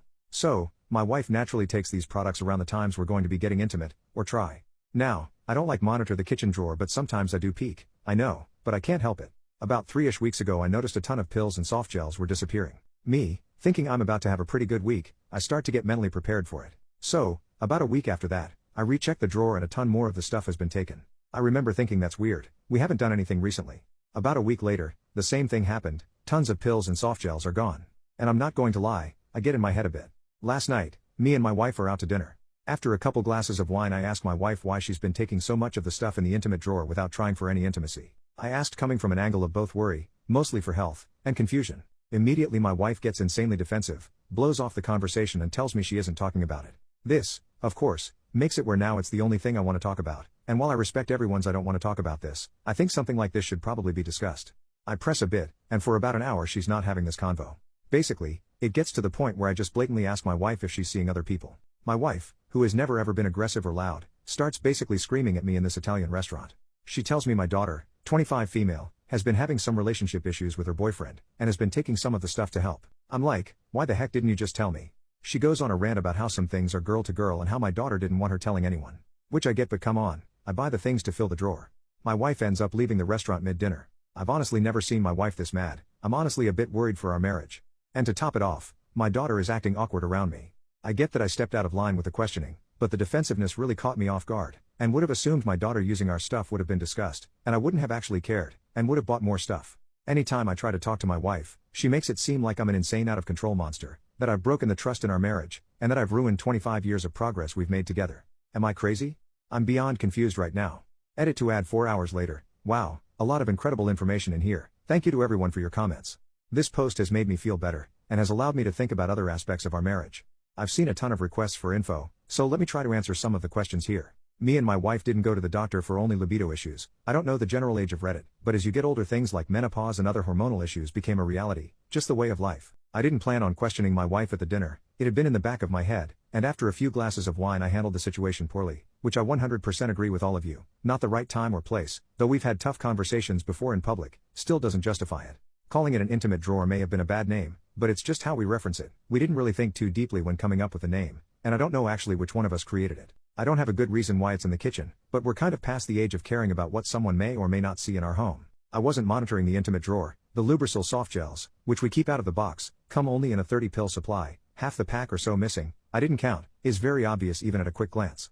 And for why I didn't automatically assume my daughter, the soft gels mentioned above and some of the other stuff in there are for a specific thing, outside of the vitamins. While I don't know the ingredients too intimately, you wouldn't really expect those things to be shared. And finally, for those mentioning that my wife is still actually hiding something, I appreciate your comments, and it has given me a ton to think about. While I won't jump to those type of conclusions, I do agree that there is probably more that needs to be discussed between me, my wife, and my daughter. Update 5 days later. As for the update, I wish I had better news. After reading through the post and all the DMs everyone sent, thank you all for those, I was a bit overwhelmed and a bit confused, so I decided to just relax and really not try to jump to any conclusions through the weekend. Many of the points that were brought up did broaden my perspective, and some of the ones assuming infidelity, I won't lie, did get to me a bit, and I was running pretty high anxiety-wise. Realize, at this point, me, my wife, and my daughter, still aren't talking. Our home has suddenly become one of the most lonely, isolating and awkward places in the world. Sunday night, while watching some basketball, I basically just thought to myself I can't go on like this. So, I went and talked to my daughter. I approached the conversation in you can talk to me about anything, and if you and your boyfriend were having intimate issues, I would be glad to buy you guys more stuff. My daughter just starts to seemingly break down, to an almost uncontrollable sob. I'll be honest, I thought at this point she was going to inform me on some serious medical issues or something. Once she calmed down, she basically says that she's taken some of the vitamin D and zinc before, but has never taken any of the Lubrisil or black cohosh. I look at her with that "do you realize what that may mean" kind of look, and we just hugged, and cried together. I've spoken to some of my friends who have gone through similar things, and have gotten advice from lawyering up and divorcing my wife right away, to marriage counseling and fighting for the 25 years we've been together. At the moment, I'm not going to do anything. Need a bit more time to think, need to talk to my wife and really find out what's going on. This is probably the last update from me, as when I first came to Reddit this was just a silly fight between me and my wife. Now it's progressed to a place that it's feeling a bit too private for me to share, and the above update was a bit tougher to write. Thank you again for all your comments and perspective. You all have helped me see something that I was blind, or refusing, to see. What's the most surprising thing you've discovered while renovating an old property? After inheriting my grandmother's old, run-down house, I decided to renovate it. During the renovation process, I stumbled upon a hidden room that held my grandfather's World War II memorabilia. This unexpected discovery revealed a heroic past that I had never known about. My dad was born in the late 1940s to young parents who met and got married in the aftermath of World War II. While he grew up hearing stories of his father's service as an infantryman in Europe, he knew very little about his mother's time in the Women's Army Corps, WAC, until she was on her deathbed. When he finally mustered up the courage to ask her about it, she became emotional and said that discussing it would change everything he thought about her.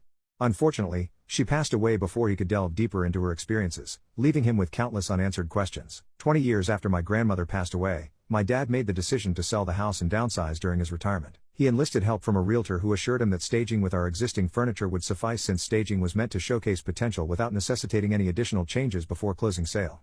Reluctantly, my dad stripped out all of Grandma's stuff and repainted walls while replacing flooring for staging purposes with some of our newer furniture so buyers could envision possibilities for home.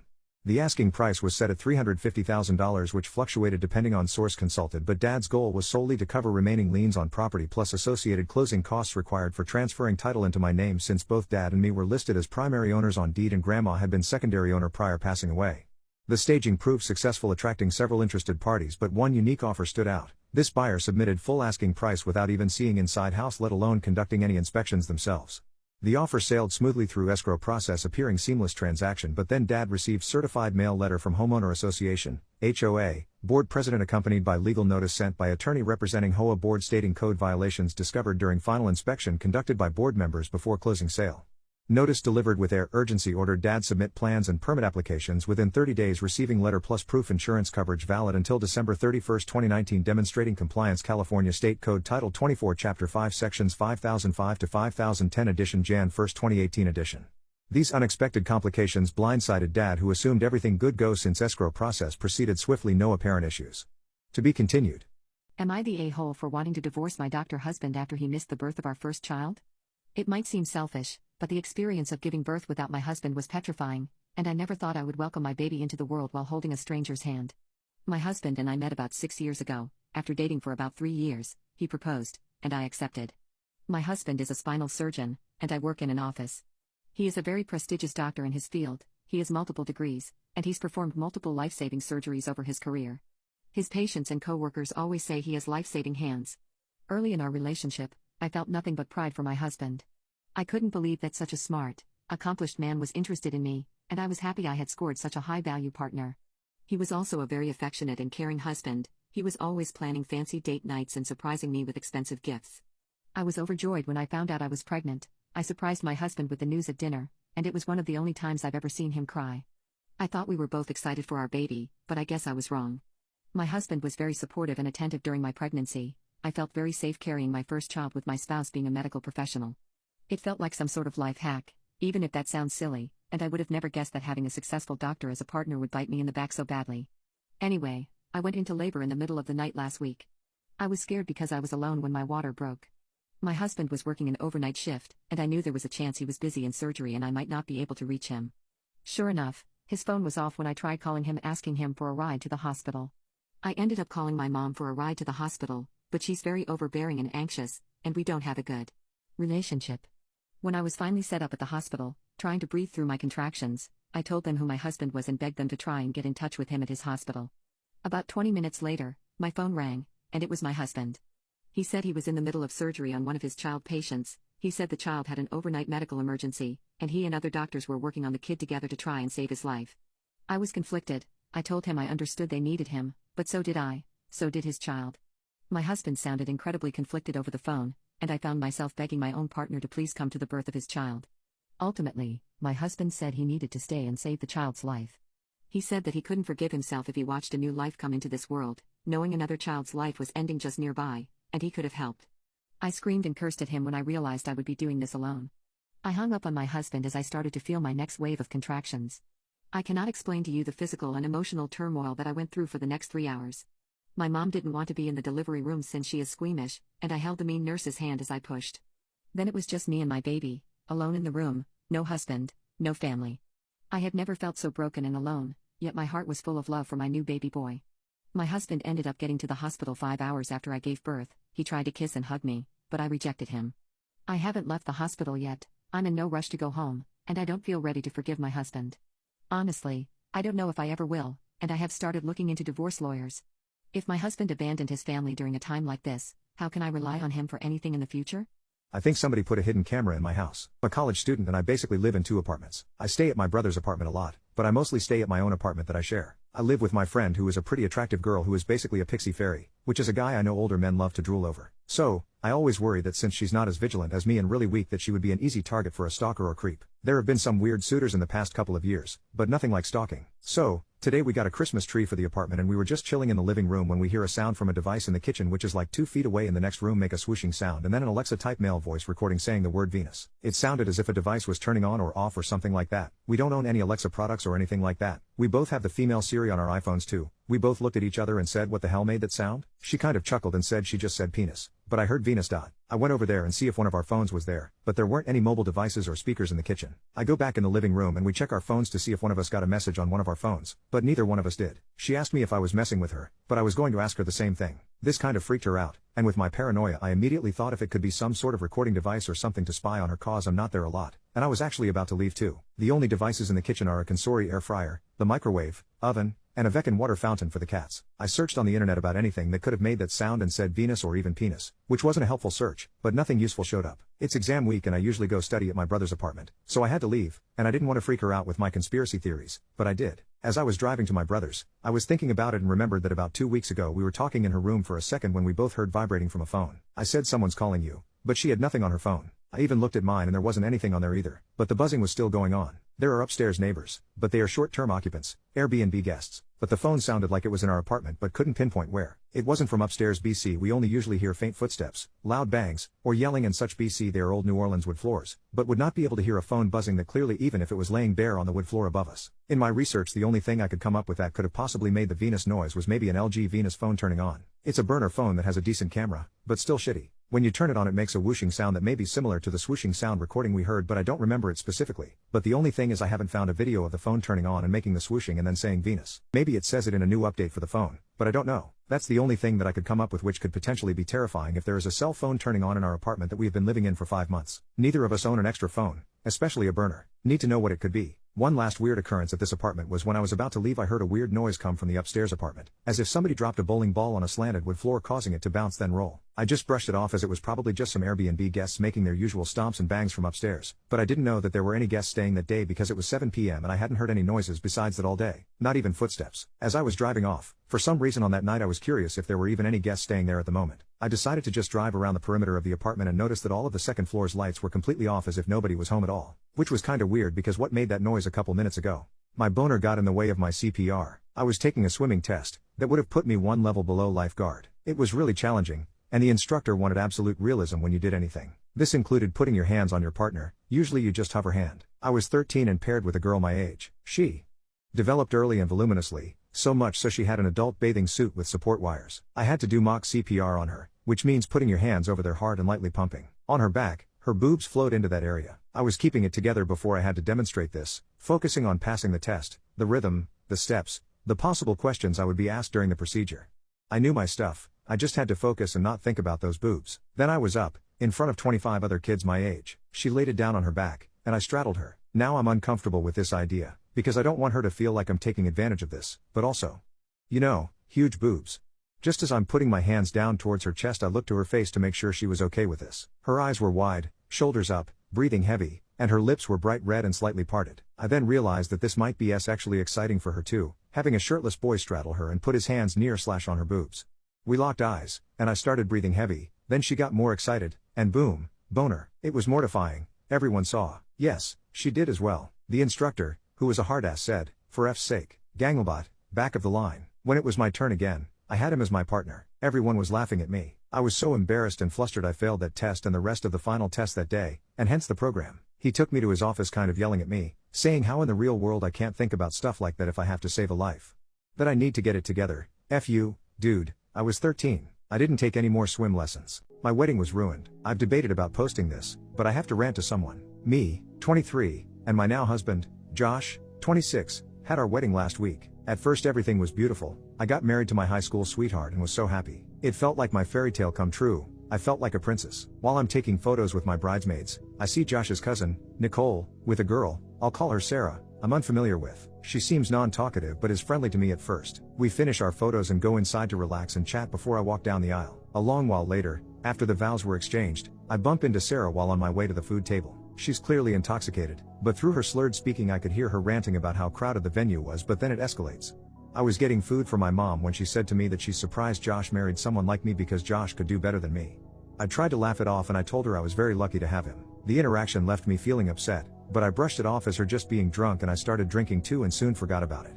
Time goes past and I'm feeling good. Me and my husband along with all the guests were dancing. Suddenly, I hear a crashing sound near the food table and all of us rush over to see what was happening. I see Sarah on the ground sobbing hysterically, and Nicole was trying to calm her down. She had completely smashed my wedding cake and ripped the decorations. My heart was broken to see my wedding cake completely destroyed, but I tried to ask what was wrong, and Sarah started screaming and cursing me.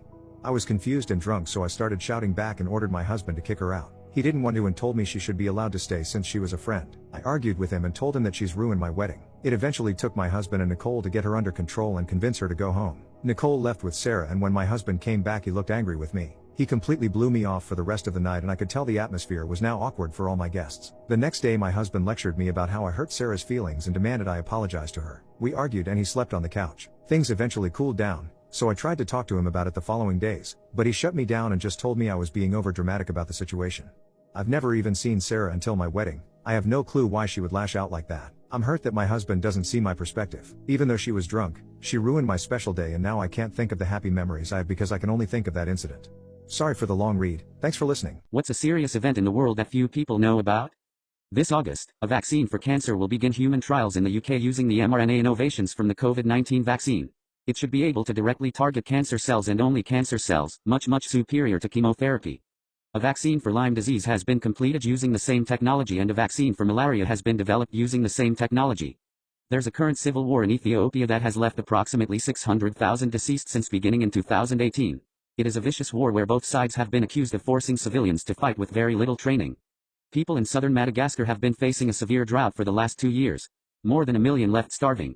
My sisters grew up with my single mom. I grew up with my single dad, and now I know why. My parents have been separated since I can remember, and they had 3 children including me. My 2 older sisters and I are the only boys. My father made me feel loved, and he always made sure I knew that. But I never understood why he was so affectionate and loving with me. He got my sisters to visit us every weekend because he still wanted to be there for them. But he never was as affectionate with them as he was with me. Like cuddling, reading bedtime stories, playing with me. That's not what he did with them when they visited us. It was more superficial, but he was still loving them. Unlike most siblings, we actually had a good bond with each other. But for some reason we never visited mom, and she also never visited us or asked for my dad to bring me. I was raised like that, practically not knowing my mom at all. I just knew she existed and that my sisters lived with her. I found out why our family was like that when I went to the attic to look for something I thought I might have put there. I found the DVDs where my dad has captured all the big moments of our life. He showed me this DVD a few times. They were 3 DVDs in an old and kind of dusty case. I remembered that every time he showed me these DVDs he was skipping a specific moment on DVD 1, and I was curious why he didn't want to show me that. I was still looking around for what I was looking for, but took the DVD with me and watched it. When it got to the scene my dad used to skip, it showed a gender reveal party with my pregnant mom and my father, who had these gender reveal smoke bombs in their hand. And when the blue smoke came out, my father went off and was happy, while my mom's facial expression went from excitement to pure disappointment. I was confused but kept watching. She then threw the smoke bomb away, ran into the house behind them and slammed the door angrily. My father's look turned from excited to worried, and he told the people to stop recording. Then the scene skipped. Now I knew why he didn't want me to see this. I asked about it and I could tell he felt guilty, and he told me everything. He said that my mom wanted to have 3 girls and she told him that she will not change her mind. He said they divorced because my mom wanted to set me up for adoption and try for a 3rd girl, and my dad didn't want that. She even told him that if her pregnancy wasn't so advanced already she would have thought about aborting me. He told me that he wanted to make sure I don't feel less because my sisters had the privilege of growing up with both parents. That's why he made sure to give me extra attention and to always be there for me. I love my dad, but this was still gut-wrenching and a hard pill for me to swallow. He asked if I was fine. I told him I was, but when I got upstairs I was heavily suppressing tears. I couldn't understand why my mom didn't want me. Like, it's okay to be disappointed if your child doesn't have the gender you would have wanted, but setting me up for adoption, or worse, thinking about abortion because it is messed up.